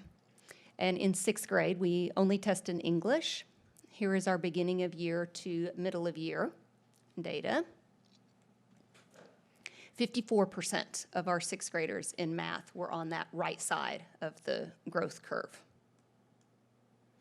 And here's the projected proficiency. Again, fairly flat from beginning of year to middle of year. So we need to see that growth to hit those end of year targets. In reading, we also test English and Spanish. So these are our current third grade reading percentile thresholds. Here's the comparison from beginning of year to middle of year. 56%. Third graders we had the most in math in third grade on that right side, that accelerated growth. We have in reading, third grade was also our strongest area of accelerating that growth. We are already, for this group of third graders, they're already meeting those end of year targets. I will point out, I mentioned this at beginning of year, because the projected STAR proficiency is a new measure, they have not yet finished the linking study for Spanish reading. Math, English, and Spanish is the same because it's a straight translation. Spanish reading and English reading have to be normed differently. So the 110 students that tested in Spanish are not in this projection, but we have all the other data on them. Fourth grade reading, here's our current performance at mid-year. Here's how we compared from beginning of year to middle of year. And 45% of our fourth graders met or exceeded their growth projection. You'll notice this is paralleling when we talked about fourth grade reading DBA last week. So that's why I'm very anxious to see a whole year of data and how do these points clarify, redefine each other, support each other in these areas for us. We are projected to meet that end of year target and close but some growth needed for fourth grade meets and masters. Fifth grade, here's our current performance at mid-year. This is how we grew from beginning of year to middle of year. 50% of the fifth graders were on the right side of that bell curve when it came to their growth projection. So we see fairly stable predictions on the proficiency. Doesn't include our students testing in Spanish. We don't have very many fifth graders testing in Spanish. Sixth grade only tested in English, beginning of year to middle of year percentile movement. And 46% of our sixth graders met or exceeded their growth projection. So again, our targets very, very close on many of these, but we need to hold that consistent, get more growth for that projection measure to hit that end of year target. questions? Yeah, yes, I have the same question I did as ESL, is that I'm looking on number 30, on third grade reading, there was 415 in the high category. Well, what if 200 were at Meadow Creek and 200 of them were at Bedford Heights? And the low, the 224 was at Oakwood Terrace and maybe Bel Air. I don't know who's doing better at which school. And Holly, you do such a great job. I would like for you to know the school, so at the end, when you do show us all the schools, you can explain how well you did and what you did. Because a third grade team at one school, they may be out 3 months with COVID, and you can easily say, well, they had 3 substitutes, so their score went down, it kind of went down. But looking at this, I'm just looking at the whole district, and I'm thinking every school is doing pretty good. But I like to know which one are not, and I know you do such a great job, and you can explain to us how you got there, rather than showing us how you scored the touchdown and we won. Yeah, there's so much. I think the more times we give MAP, the better we're going to see patterns, because we could talk about here's third grade and how they were performing with reading without also looking at how were they performing in second grade last year. It's almost like a missing piece of that puzzle, because if one school, yes, their third graders are performing lower than this group of third graders, but how did they get them out of second grade? So there's a lot of layers to that, but we can try to dig further into that. That's certainly the kind of thing that... I mean, that's how you compiled your stats. You got all the schools together and made this chart, so you have that information. And so I would like to sit here and say, Holly, there's 3 schools that everybody's doing pretty good, and these 2 schools are kind of lagging. What do we need to give you, Holly? What do you need to improve those 3 schools? Or what are you doing, and can we give you more? As a board, that's what we're supposed to do. But just giving us a total figure, I'm thinking that we're doing all right. We actually, I think as the big picture we are, when you adjust your thinking to percentiles and how things fall out, but there's always going to be with percentiles some on the lower end. So I appreciate what you said of look at who's on this lower end and what do we need to do to help move them and get the right resources in place. Would appreciate it. So Holly, I think you've done a nice job walking us through this, trying to make it manageable for us to digest. It's a lot of information. What do you want us to take away from this? What's the conclusion here? What do you want to convey to us? What I would like to convey to you is that in using this test, we have provided a powerful intervention instrument for our teachers. That's why I took the time to go back to the classroom level that I don't normally. Normally, I'm talking about DBA, and then I say, here's what curriculum at the district level is doing. But we've given teachers with this resource a powerful tool to really be targeting which kids do I need in which strategy groups. So that's really what I hope your takeaway is, because it is hard. That's why I put that one slide in that had 1,600 data points, because we can't at this level know where each child is moving, but I wanted you to know how teachers are using that. Have these numbers gotten back to the teachers yet? Yes, the teachers have all of this. Every time as a classroom teacher, if I pull up, I'm going to get norming to the national norm. I can look at, and just statistics review, the more people that are in my sample, the better the bell curve is. But it'll let them compare within their school. Like if I'm a fourth grade math teacher, now I may be the only, I may have all the rotations of fourth grade math, but how my different rotations are doing, then I can compare to others in the district, and then I can compare to the norms. It lets them know how they fall with all of those pieces in comparison to different groups. Have they gotten, the teachers, have they gotten or are they getting any sort of training on how to digest this information as well and what to take out from it for their own classroom? So we had 3 steps to our training plan for MAP, with it being a new instrument, and we are doing that through our instructional specialists and our teacher instructional coaches, because to pull all of our 3rd through 6th grade teachers for a training, we're training the instructional specialists and coaches who are turning it around on campus. And in August, the training was focused on just how to administer this test, because it's different. That computer adaptive testing that I illustrated for you at the beginning of year was step 1. Then right after we administered it the first time, we gave training on the achievement reports, because at beginning of year we only got achievement. And this window closed, and we were getting all of these growth report, both middle of year achievement and growth in January. And we had a training schedule, but because of our sub shortage, we chose not to pull our instructional specialists right now. And so we moved that training to February on specifically using growth reports. However, NWEA, the vendor for MAP, has created like Padlets with lots of different videos of how they can pull other reports. And I know we've had feedback from coordinators or teachers that have come into different curriculum previews and things and talking about it. So they are digging into the data, some of them just kind of exploring on their own, but we do have a structured time to really focus on this. And I am talking about these reports with elementary principals tomorrow. Okay, thank you, Holly. And Chris, I can verify through Steve, is we had mock and MAP, which are practice tests, and you knew pretty soon the next day, and you had to get a plan the next day with central office and get a plan on the weaknesses of those tests. So it starts pretty quickly after those tests are made to get a plan for your deficiencies, and it's different areas. And sometimes you have to come to central office and meet with the big dogs and justify your plan. So it gets taken care of pretty quick, and you make adjustments as needed. So that's taken care of. I think despite the hardship right now with trying to cover so much and all, I do think our teachers are digging in as their time allows. We'll just get them more targeted when we get that training. All right, so question about the bell curve. When we're talking about the size of the bell curve, if you have 1639 students in third grade math, say, is that the entire bell curve, or are you part of a bigger sample? They are compared to the entire norming sample from NWEA. That's a national sample? Or? Okay. About 5 when I did beginning of year, I had all my numbers right there with me. I think it's 5.2 million data points in the norming sample.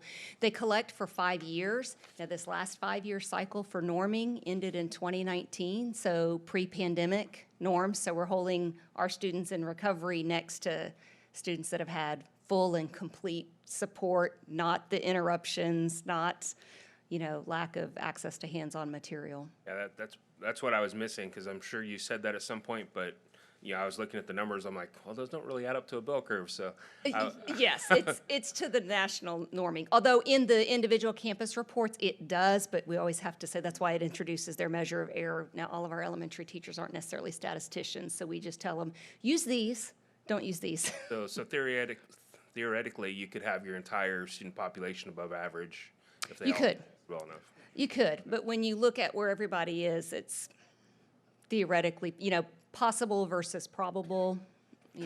Our students experience on a range. Because we're just looking at them against our students, we'd always have basically the same number of low and the same number of high. We wouldn't really be able to see that change as well as comparing to a national sample, right? I really like the school or the classroom view. I think it's really important, and tell me if I'm wrong, but I think it's important to point out that, yes, we want all our kids in the upper right-hand quadrant, but more than anything, we want everyone above the line in the upper two quadrants, because as long as they're in those upper two quadrants, then they're progressing at a faster than average pace, and they're going to get into that upper right-hand quadrant if they keep going.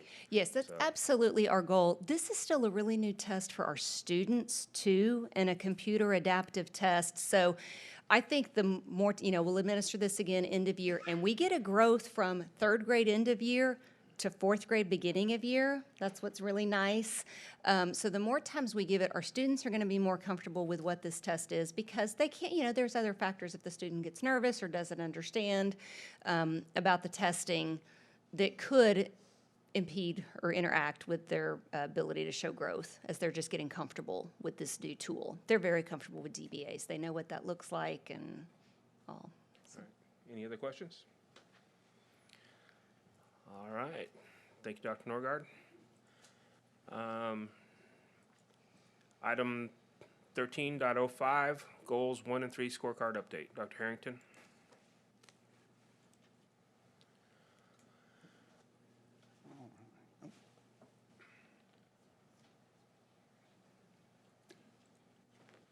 Okay, tonight we have the scorecard update, goals 1 and 3 for the third 6 weeks. Quality indicator 1.6, increased student attendance. 100% of students in the district will achieve a 97% or more student attendance rate. So we saw where we began this year. We were low. We had low attendance at the beginning of the year, 93.56. Through the second 6 weeks, 94.88, and you can see 94.79. Actually, looking at the 1920 year, we were getting close to, because that was pre-pandemic, and then the red is last year when we had a large number of kids online, and we had very high attendance. So the 94.79 through the first semester actually was on a pretty good recovery pace for where we began. Just to answer a question I'm sure you have, if in our current situation over the last several weeks, so last week's attendance was at 86.090.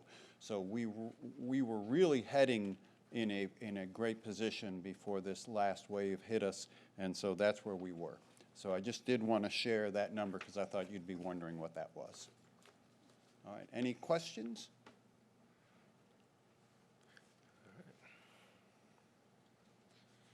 And then aligned to that is goal 3.1, quality indicator 3.1, that campus and departments will have 97% or higher annual average employee attendance. And just as a reminder, we're typically going to be 6 weeks behind the data that Dr. Harrington's able to share because of our attendance reporting periods for our employees. And we are at 96.32% for the third 6 weeks, which ended at the end of December, and very, very close to where we were during the second 6 weeks, and we'll be bringing the fourth 6 weeks at a coming board meeting. Any questions? Any questions from the board? Cicely, when you bring it again, could you try to see if you'd be able to mirror your graph to Joe's graph? So where we can see the lines and actually see the percentages, because on the bar graph, I can't tell what any of those percentages are. Okay, let us look at that, Mr. Brown. This is the way that it's been reported on this particular goal for the last 5 years, so let us see if we can figure out a way to have it represented to be similar to Dr. Harrington's graph. They just looked the last top 5% deviation. Yeah, that's fine. Thanks, Cicely. You're welcome. Okay, thank you. And the next report is Staff and Student Parent Community Survey. Ms. Hollander? Thank you. We're going to start with the community survey. So thank you for allowing us to do this tonight. I know that you've had these for a couple of days. I wanted to point one thing out. The scorecard that they just presented, I went ahead and included the scorecard for the survey data. We realized that last year we presented that in February, and we're presenting this in January, and so we missed getting that in there. But it's not any different information. It's just that we want to kind of let you know that the scorecard is part of that. So K-12 Insight is who we partner with, and we have for many years. We have surveyed the following topics. It's the overall district and school instructional quality, communication, culture, academic preparation, support, student support, school environment, family involvement, transportation, building and grounds, and we added gifted and talented questions this year that we had not added before. We opened the survey November 1st, and it was open through the 19th. We sent email invitations with unique survey links so that it was anonymous. Reminders were sent out November 10th, 15th, 17th, and 19th. Parents could take the survey for each student of the district. So if you had 3 students in the district, then you got 3 different links that you could take this survey, and it was also translated into Spanish. To the right. Okay, so this shows those who did take the survey. We are down this year from last, but if you remember, last year was a little higher than it had been in the past. So we're going to look at district level questions. You're going to see 2 sections. It's the district level and then it's campus level. So this is one of the scorecard items that I want to point out. 87% of participating parents gave an overall quality of HEBISD and the quality of their child's school a grade of A or B. Additionally, 89% of the participants gave the overall quality of instruction provided by the children's teachers an A or B. So these percentages are relatively consistent with what we had in 20 and 21. When it comes to communication, this is something that my department pays attention to. 86% of our families and parents feel that the district has maintained open lines of communication with the community. It provides our staff and especially our PR and marketing department with good information that we can use into the future. These are the ways that they want to be communicated with. This is for district announcements. It looks like, you know, we do email and text messages letting them know that there is something for them to see. And then this is how we provide positive information, and that's the website, social media, and e-news. 91% agree or strongly agree that HEBISD provides a positive return on their tax dollars. So when we had culture questions, and many of these we have really wanted to add for various reasons, but the data reveals that many parents do not know, and what I want to point out here is there's a lot of gray. Do y'all see that on the right? There's a whole lot more do not knows, which provides a lower percentage as being in the agree or disagree, but we always want to learn more and more about these topics, and there's always room for improvement. Here's the 2 questions at the top we have asked previously, but the 4 questions below were added this year, and I'm going to slow down just a little bit and let you take a look at those. Again, when you see the 65 and 64%, that is because a large percentage of those are I don't knows. So that doesn't mean that there's 40% that disagree. Okay, on the school level, 73% had 1 child, 22% had 2, and then it goes from there. Again, parents rated their specific campus 87%. An A or a B, which is a very high percentage. It's a little bit of a drop, but it is a high percentage. The quality of instruction, 89% rated their school an A or B. Last year it was at 88, so it has dropped just a small amount. Academic preparation. These comparisons seem to be holding in the 80s. You've got some that are a little bit higher than last year and some that are a little bit lower. These next 2 questions we do not have comparisons on, and we, after digging into it, we're not real sure why they did not provide that, and we'll look into it a little bit more. But we did our own comparison to last year, and parents' report grades are more current this year. So the system is being updated more this year than it was last. As far as parent conference requests, this data was compared, and it was exactly the same percentage as last year. There were notable increases in the agreement, if you combine the strongly agree and the agrees for items in the academic support dimension. For example, 81% of participating parents strongly agree or agree that their child has shown exceptional academic growth during this school year. That's 11 percentage point increase from last. So I think that's something to celebrate. Under the student support dimension, 81% of parents strongly agree or agree that there is at least 1 adult in the school to whom their child can go to for help with a personal or school problem. That's an increase of 5 percentage points. So I think they feel reached out to by our staff. However, 76% of participants strongly agree or agree that students at their child's school were treated fairly with race, culture, religion, sexual orientation, gender, or disability, and that is a 5% drop from last year. Under the school environment dimension, 90% of participants strongly agree or agree that their child's school building and grounds are clean and well maintained. That's an increase of 8 percentage points. But you see a fluctuation there, a little bit lower than before.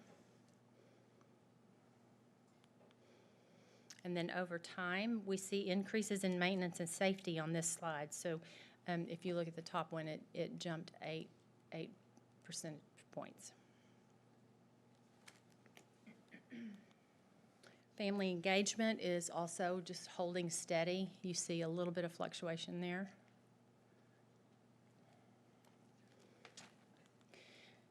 We ask this question every year. It just talks about parent involvement and how they are able to get their kids to activities. Transportation has dropped a little bit in each category, but for the most part, our transportation is on time. Building and grounds, again, a slight drop. Some of this may have to do with fewer people taking the survey. This slide gives you some of the specific concerns that they have. These are questions that deal with Title I, and they're questions that we ask that they are branched, and these are only asked of Title I families. This next set of questions we did add, and it was the gifted and talented. Our executive leadership team felt like we needed to learn just a little bit more and dig into who knew that they had gifted and talented services. And so more than a third of the participants, 35%, said they didn't know whether their child had access to these services. So that gives us a big heads up that we've got some communicating to do. But these are the questions that were added. Our advanced academic department will definitely utilize this data. And again, there's some gray I don't knows, as you can see. Okay. Which one are you going to do next? Actually, Deanne, before you jump out of that, can I ask a question? Absolutely. So go back to slide 23, probably Ty or Deanne. When you said you ask this every time, but yet there's two of them that are over the 50% indicators, and the fact that they're unable to, it's either inconvenient time of day or the unaware of the activities. Is that a correlation or is that an anomaly since you have previous year data? And should we be concerned about those two that are over 50%? I would love some help from EdOps on this one. Do we, go ahead. I can kind of anecdotally, I remember from previous surveys that this has always been kind of a strange question because we're asking parents, what are potential obstacles to you participating in events? And it's a little different context than what we're asking on the other ones. I don't think these are alarming or very different from our previous responses. Okay. And especially if schools drill down into their own data, they can look at what are our specific parents struggling with and make sure that they have resources if appropriate. Right. So as a layman, I see this and say, okay, 68% of our parents are unable to attend meetings or activities, but also in previous slide, 92% prefer to have this information given to them via email. So I'd sit there and go, okay, are we making sure those 92% are aware of the 68% of them they're not attending? Just making sure we're kind of connecting the dots. And we'll dig into that Okay. a little bit more. We really will. Okay. And can I look at the staff survey next? Thank you. And we'll take a look at the staff survey, and then after that, the student survey. I'll tell you kind of some overarching ideas that you can look for that I was seeing as we look at the staff data. Anecdotally, we know, I keep hearing from people, this is one of the most challenging years that they've had in education, even more so than the previous year. So I definitely went into this expecting to see major drops, and we did not see that. We did see some dips, but not huge ones. And I also see our teachers and staff on the questions that allude to the quality of education we provide, those responses are staying strong. So they still believe in the education we're providing, even as they feel the challenge of what we're doing this year. This is our survey responses. We still had over 1,200 responses, but we did have a lower number total. And this kind of speaks to that second point. How do you rate the overall education quality of education services in HEBISD? And you're seeing that hold strong with even the numbers from pre-pandemic years. I will kind of step through these. I'll try to point out some of them that may be interesting. This is our overall district.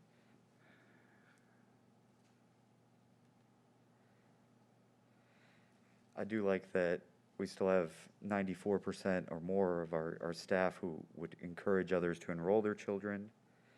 And this last one on this slide, I always point out, I think a lot of organizations would be jealous to have staff who share our vision and mission and important goals at that level.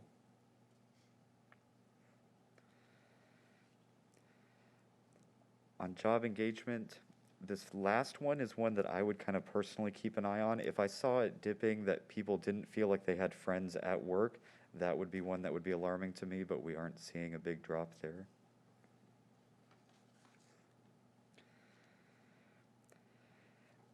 On stakeholder experience, this was one of the places where we had a larger drop where you see a trend. I think because we're seeing that trend since the pandemic began, these are in the pandemic years, I think in a way this is as close as they can get on this survey to some of the broader issues, and we know that our district has limited options for what we can implement. I think this is as close as they can get to that, to being upset about the limited options we have as a district. But then on those last two questions, they say when they actually interact with staff, they still have very positive experiences.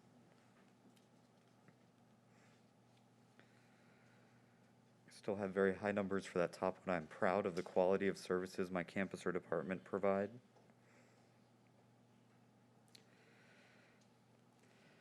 The last one on here about recognition, that's one that comes up a lot. We're always talking about recognition. It's a challenge because everybody wants to be recognized in a subtly different way. But that is one that I know is kind of always on our radar.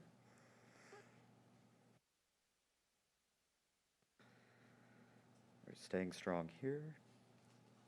And a lot of these, you'll notice they are in line with our pre-pandemic numbers. That blue bar is sometimes an outlier from last year. And then we're pretty well in line with our previous years. Staying strong there. Our campus administrator still strong. Technology was one that we saw kind of move up and down in different places last year, and again, we're kind of returning more to what it looked like pre-pandemic surveys.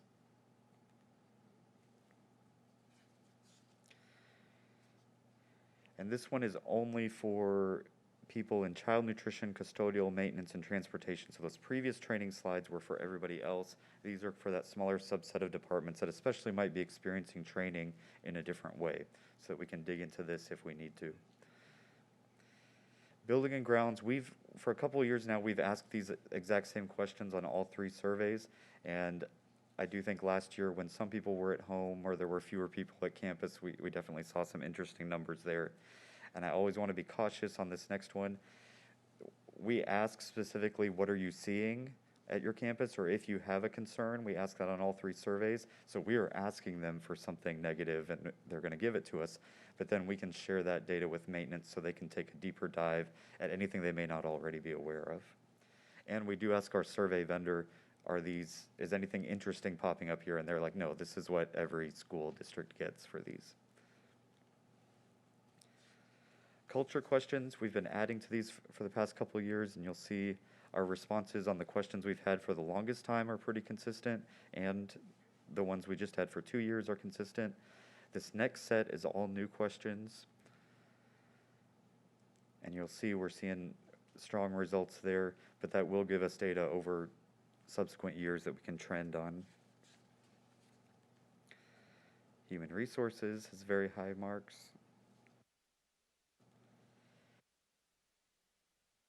Professional resources. We do ask again for the staff, how do you prefer to receive information? And no big surprises there. They like emails. We ask a set of questions just for teachers, so we get about half of the responses are teachers, and these next several sets are just teachers responding. And you'll see we're staying pretty strong here. In many places returning to in line with what previous pandemic or prior to pandemic. I know these are ones that our Ed Ops department kind of keeps an eye on if we see these dipping, or these are things we work on. And the same idea here. And our student achievement in the classroom. And that is our staff survey. you want to ask any questions on these, or should I move on to students? Any questions on the staff survey? All right, let's go on. Excellent. While we're bringing up the student survey, I didn't see as many major trends here. We are still seeing students confident in their own abilities, is one thing I saw. They still believe they have access to education opportunities, and we talk about our teachers getting respect, and that's a broad question with a lot of facets to it. But on this survey, we do see our students increasingly respecting their teachers more, which is very interesting. I think students are very aware of the challenges their teachers are facing. We did have more responses even this year than last year by percentage. We target this specifically at grades 6, 8, and 11. We don't do all the grades to try to preserve some class time there for those grades. On this one, I do want to connect that to our success measure. We're at about 78% of students rating excellent or good, which you can see is pretty much in line with previous years, but still a big jump from pre-pandemic. You'll see our good numbers went way up and our fair dropped prior to the pandemic. Students like their school. I think it's a good school. We're still higher than pre-pandemic numbers here.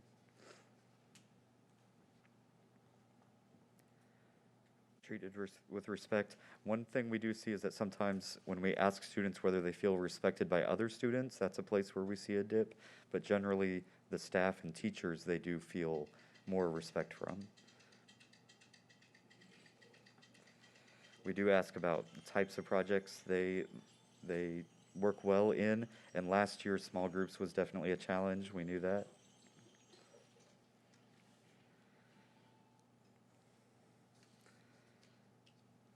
How they learn, they're doing their best in school. And these, again, you're not sure what to expect exactly with students, but generally seeing those numbers go up is pretty exciting. They feel prepared for the real world. Sure. Yes. And that was, yes. Yep.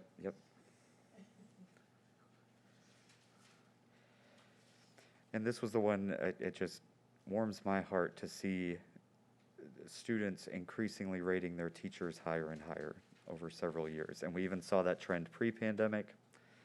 But to see that continuing is encouraging.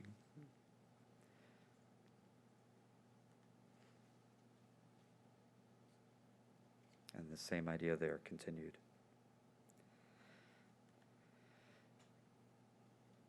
We have asked some of these same culture questions. One of the interesting questions that we've included here is the next to last one. Staff members take time to learn about students' backgrounds and experiences. And one discussion we've had is, have we placed that as an expectation on staff that they should do that? So that's a kind of an ongoing discussion. Are we asking about something that we haven't really said we're looking for? And again, building and grounds questions. I think many of our students online enjoyed rating their home, building and grounds very highly last year. And same ideas here. And 83% of students having no specific concerns for building and grounds is encouraging. Our post-high school plans. A couple years ago, we added other and I don't know answers, and that seems to have kind of allowed for a drop in that 4-year college or university number. And we ask some kind of basic questions. Are you aware of the code of conduct? And we get good responses there. And these are questions we've had for quite a while, but the second one, asking about interest in blended online and traditional, has kind of taken on a new meaning in the last couple of years. And that is our student survey. All right. Any questions on the student survey? Excellent. All right. Thank you. Thank you, Ty. All right, we're moving on to action items. We didn't have any items removed from the consent agenda, So we'll be looking at approval of amendments to AIA B102-2007, standard form of agreement between HEBISD and Huckabee and Associates. Are there any questions? This is an action item, so I'll accept a motion. I move that the board approve the amendment to the original contract with Huckabee and Associates, Inc. Second. I have a motion, a second, that the board approves the amendments to the original contract with Huckabee and Associates, Inc. Please vote.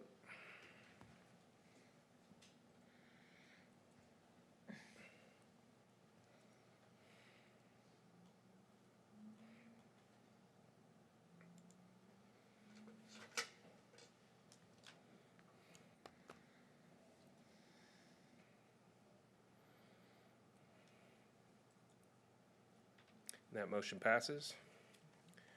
All right, now we're ready for open forum number 2. I could get those sheets. Since it has been 3.5 hours since I read the opening statement, I'm going to go ahead and read that again so that everybody kind of knows how open forum works.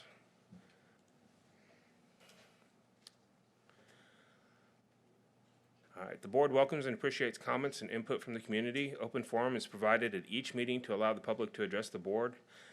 There will be 2 open forums tonight. Open forum number 1 has already passed, and open forum number 2 is to hear requests or make comments regarding non-agenda items and will be heard at the end of the meeting. Those addressing the board are asked to limit their comments to 3 minutes per meeting. The speaker should identify his or her name, group affiliation, if any, and make a brief presentation to identify the solution if one is sought. Remarks should be addressed to the board as a whole. Oral presentations may not include charges against any employee or board member by name. It is my responsibility to determine if the person addressing the board has attempted to resolve a concern informally or through the district complaint policies. If not, the speaker will be directed to follow the appropriate policy. The board requests that all presentations be made in a courteous, respectful, and professional manner and asks that speakers monitor their own behavior. If you wish to speak during one of the open forums, please fill out one of the cards located in the entry hall. So if there's anyone here who wants to speak and you haven't filled out a form, they're located in the entry hall, and Ms. Hollander will help you get those.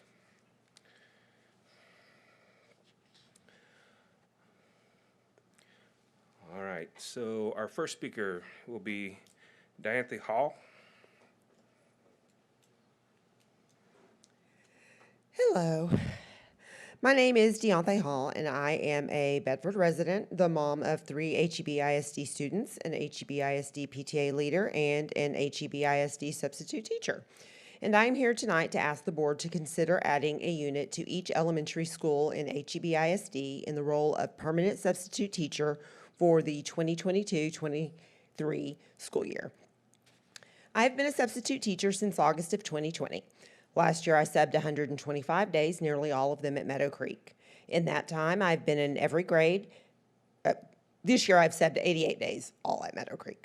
In that time, I've been in every grade, kindergarten through 6th. I have substituted for PE, music, and art. I have substituted for assistants and interventionists and have spent the last 4 school days filling in for our school registrar. Last year, I was a long-term PE assistant for 3 months, and this year I spent the first 10 weeks of school as a long-term first grade substitute. I would never presume to think that I know everything about the education system, but one thing I do know is that both our students and our teachers thrive in environments of structure and stability. I think we all know that children, especially younger children, need structure. If you've spent any time with kids, you can attest to how one small change can be mind-blowing for tiny humans. In a school environment, a small unplanned change like indoor recess or flip-flopping their library schedule can send little ones into a tailspin. Imagine what happens in the minds of those tiny humans when 3 or 4 different teachers fill in for their permanent teacher over the span of 1 or 2 weeks. That level of change affects their mindset, their learning, and their behavior. And I can tell you firsthand, it is not easy for students or teachers. I'm not going to tell you that when Mrs. Hall walks into a Meadow Creek classroom as a sub, every student cheers. I mean, a lot of them do, but not all of them. But I will tell you they know what to expect. Being a regular substitute in one school has allowed me to build relationships with the majority of the students in our school. While it still takes some time for several of them to make the adjustment when Mrs. Hall unexpectedly shows up in their classroom, it doesn't take nearly as long as when it's a substitute they don't know. As a regular substitute in our school, I don't just know the students. I know the teachers and the admins and the parents. I know the rules, the structure, the culture, and I know what's expected of the students, and they know what's expected of me. Most importantly, the students know that I know all of these things. The stability of a permanent substitute would provide, the stability a permanent substitute would provide wouldn't just be beneficial to the students. It would also be beneficial to the teachers and staff as well. I realize that the past 2 years have been anything but normal, but even in a normal year, most schools have at least one teacher or staff member absent almost daily. Every year, we ask our teachers to do more with significantly less, and whether personal or professional, a 45-minute planning period is not enough time to take care of everything. As you begin to plan for next year, I'd like to ask that you give serious consideration to the idea of a permanent substitute in each elementary school in HEB. Thank you for your time and consideration. Thank you, Ms. Hall. We appreciate all your work as a sub and all the other subs out there. Invaluable. All right, our next speaker is Lania. Did I say that? Alofa Molina? Oh, I thought that was a T. I'm sorry. I apologize up front for mispronunciations.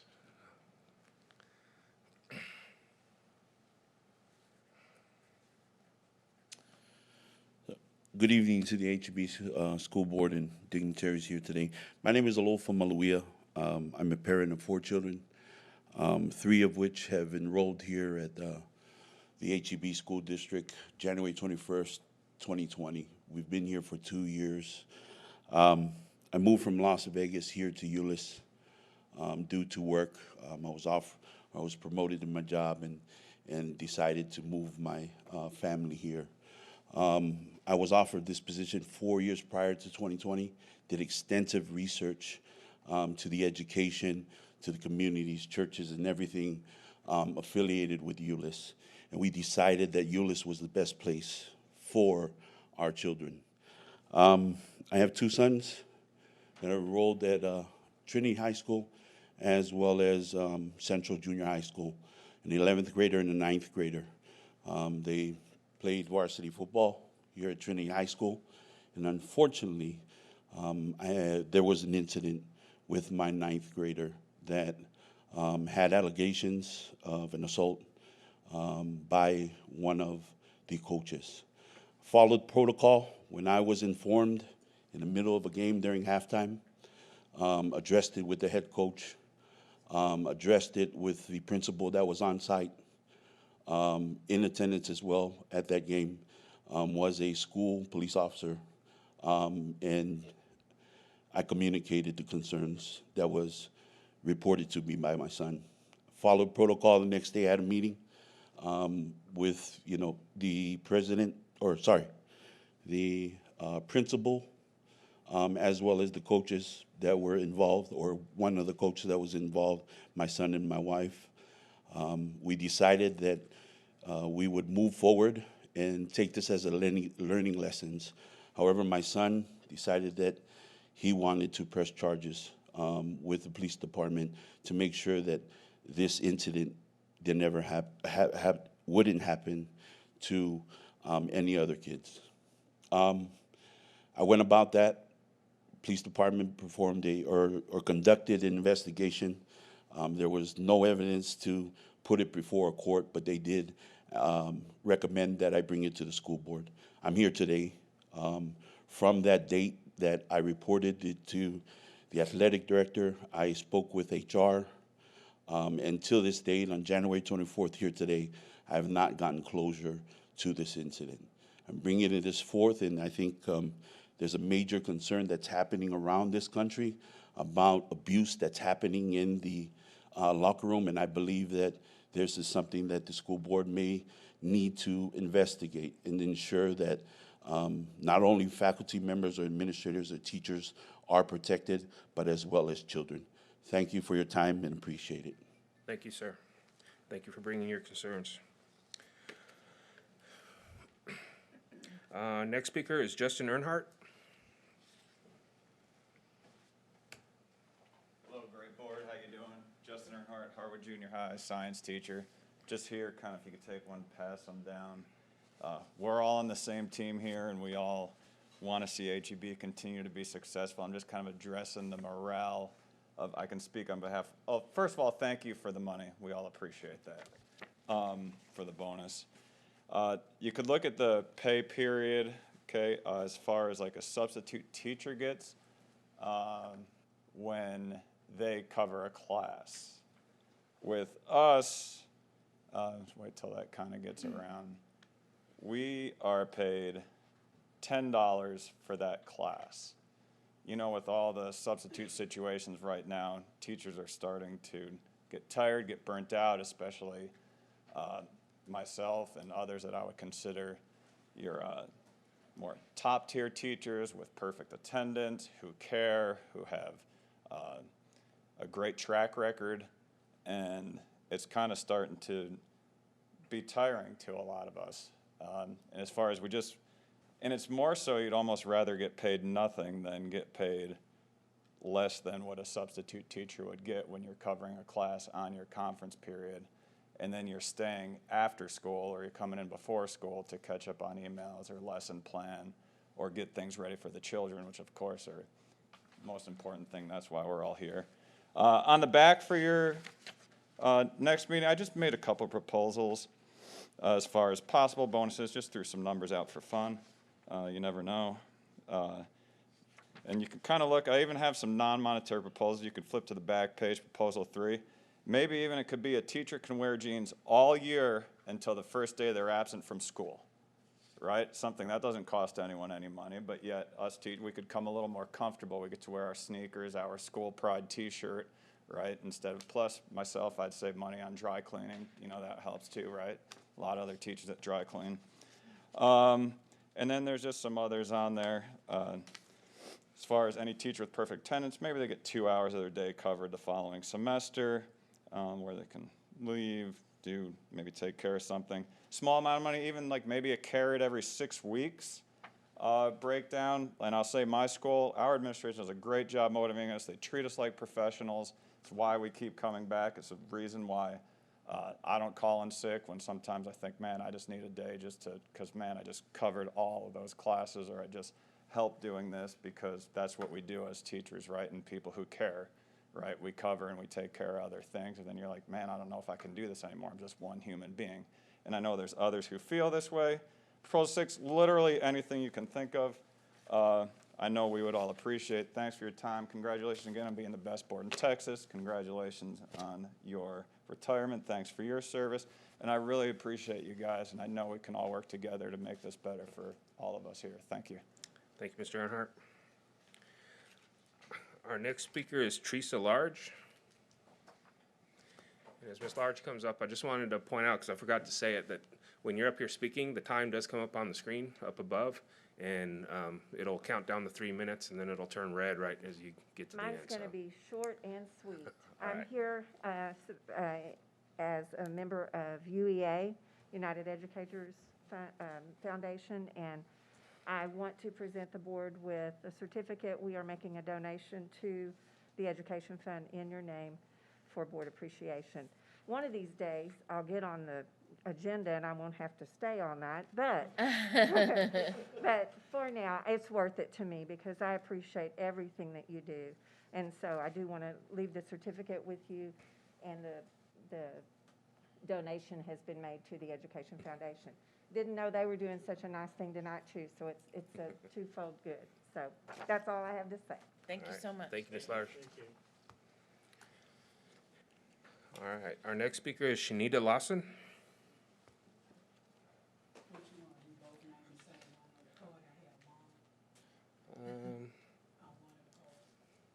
see.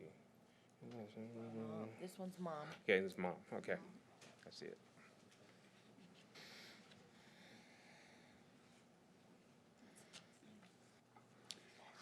Good afternoon. My name is Shanita Lawson, and my daughter's name is also Shanita Lawson. She is a senior and a top athlete and also one of the captains at Trinity High School. This has been beyond a nightmare to witness what my daughter is continually going through with this HEB staff member in the athletic department. From racial discrimination, harassment, inappropriate conversation, and behavior. Even though these despicable acts of this HEB staff member have been going on for months towards my daughter, it seems like an eternity. This individual have crossed the lines as an adult, a man, and an educator. But not only that, every single time, this individual has relentlessly failed to follow district guidelines that was set before them repeatedly, even as recently as this past Saturday. He broke them again. I have reported and taken every proper protocol, but to no avail, nothing has been done. The way some of the HEB staff has retaliated against my child and I, the lack of compassion with some of them is very hurtful and disgusting. And even though we are the victims, we are being treated like the villains, all because I constantly report the individual. I spoke up in, out, and against their behavior. I had to even file complaints with the police. This individual and many like him should be fired. I have had to put my child in therapy because of this individual and those that have upheld him in this. I am not just being an advocate for my child, but for these other children suffering in silence, afraid of retaliation, the child that doesn't have an advocate, the parent that doesn't know what to do, or that parent that is just possibly afraid themselves. This type of behavior too often is deliberately overlooked and brushed under the rug in hope by the offender and those that are upholding them that the victim will go away. HEBISD district is very broken, and in order to see change, you have to take the initial step to make the change now. Please don't continue to knowingly let our children suffer at the hands of these predators and those that uphold them in this when we have given them the information, evidence. All right, thank you, Ms. Lawson. Thank you Appreciate it. so much for hearing us. All right, and now Shanita Lawson.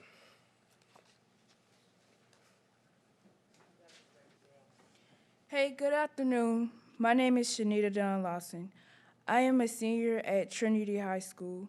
The reason why I'm coming before you all today is to discuss the racial discrimination, inappropriate behavior, and inappropriate conversation, as well as harassment I have been suffering at the hands of an athletic staff member at my school. I have been dealing with this issue for months. I have been told, take that bleep out of my head, referring to my braids in my head. I've been told by this athletic staff member that being called the N-word by them or campus staff would only be in the moment type thing and it wouldn't last forever. The same individual asked me, do I think they would make a good house husband and how do I think they would look in a maid outfit cleaning up around the house?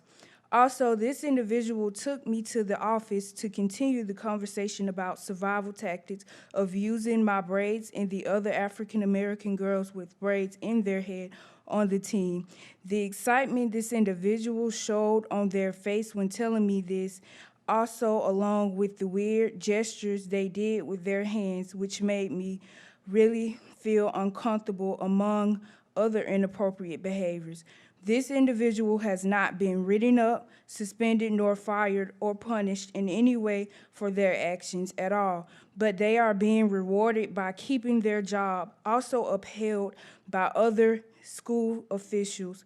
We brought these valid complaints to that this individual has admitted to saying and doing these things in several meetings. This individual has continued to break every guideline like they have tried to break me repeatedly, me, making me feel worthless and like crap, and disrespected me and my culture.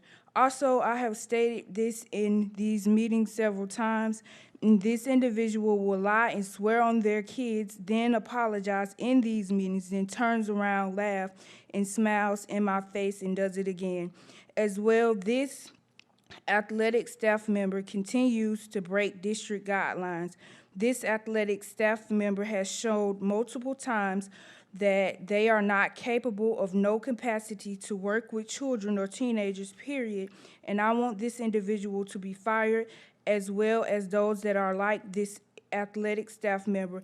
I can't count the countless nights I couldn't sleep or eat, and having to go to class and practice, having to see this individual every day of the week, and the stress it has caused me to hear this individual speak.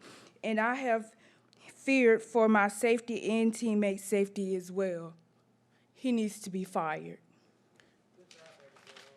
All right, thank you.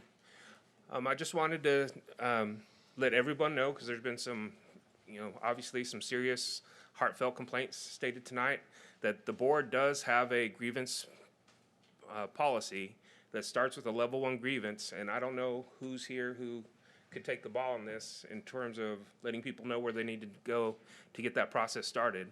But the way it works is there's 3 levels. Level 1 starts at the local level with the local principal. Level 2, if you don't like the outcome there, you can appeal to level 2, which comes up to the central office administration. And then level 3 comes back to the board. And this board can't really talk to you much about specifics or do anything unless we're in that level 3 hearing. And then we can hear both sides, and then we can do something from there. But you need to go through all 3 levels first and make sure that we do this the right way so that everyone is protected, both your rights, your student rights, and the employees' rights. We got to make sure that everything's done the right way. So, and documented. Just that you guys know kind of how the process works when you come to the board and you want us to do something for you. You need to go through our process first, and then you can work your way back up, and we can actually have a hearing about those things. And that goes for you and for y'all. Can I just say something? I think I've followed those protocols in which brought me here today. And I've went through that, so I'm not sure, there hasn't been too much communication. So you filed a grievance? Yes, I've done all that with HR. Yeah, so I'm working with HR now, but, I feel I've followed the procedures and went into the local level to the school district, and now I'm here. I don't think they can know about the form. Yeah, I'm not sure, actually, that, I do know that you've talked to people at the campus, you've talked to the Human Resources Department, but I'm not sure that we actually have implemented the actual grievance process. That's a little bit different from coming and talking to the HR department and expressing your concerns. So let us work with you on actually filing the formal and following the formal grievance process, because that's a process that will eventually get you before this Board of Trustees at level 3, where you'll actually be able to present that concern. The board will hear that, and the board will be in a position to be able to take some type of action. So that's different from just coming and sharing your concerns and with different folks in the central office. That's a very structured process. So let us work with you on that and work you through that process, so that way you can, if we can't resolve that at level 1, level 2, then you can come before this board and the board can take some type of action. Okay? So we'll work with you on that and make sure we followed that. Dr. Harrington will direct you both. Yeah, I think he has a card for you. Do you have an expedited process there on the children? Yeah, Yeah, we can help you. yeah. We understand. All right, our next speaker is Chris Chattington. Chattington? Chatterton, he's not here. He's gone. Okay. All right, and our final speaker of the night is Sunya Junior Fiklatonga. Filikatonga. Yeah.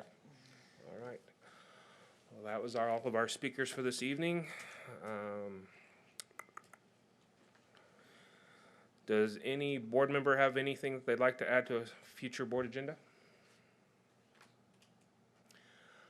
All right, then at this time, the board will be going back into closed session.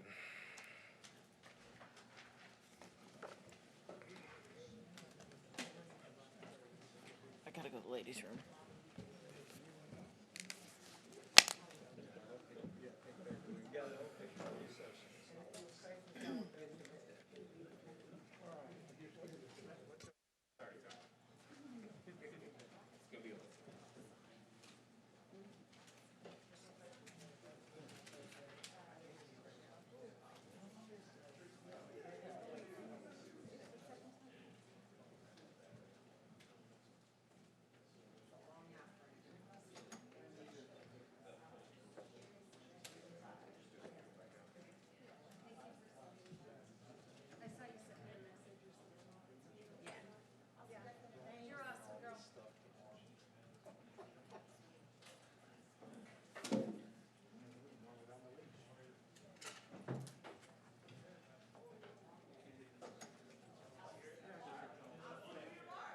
Gotta get my cards where I can get them.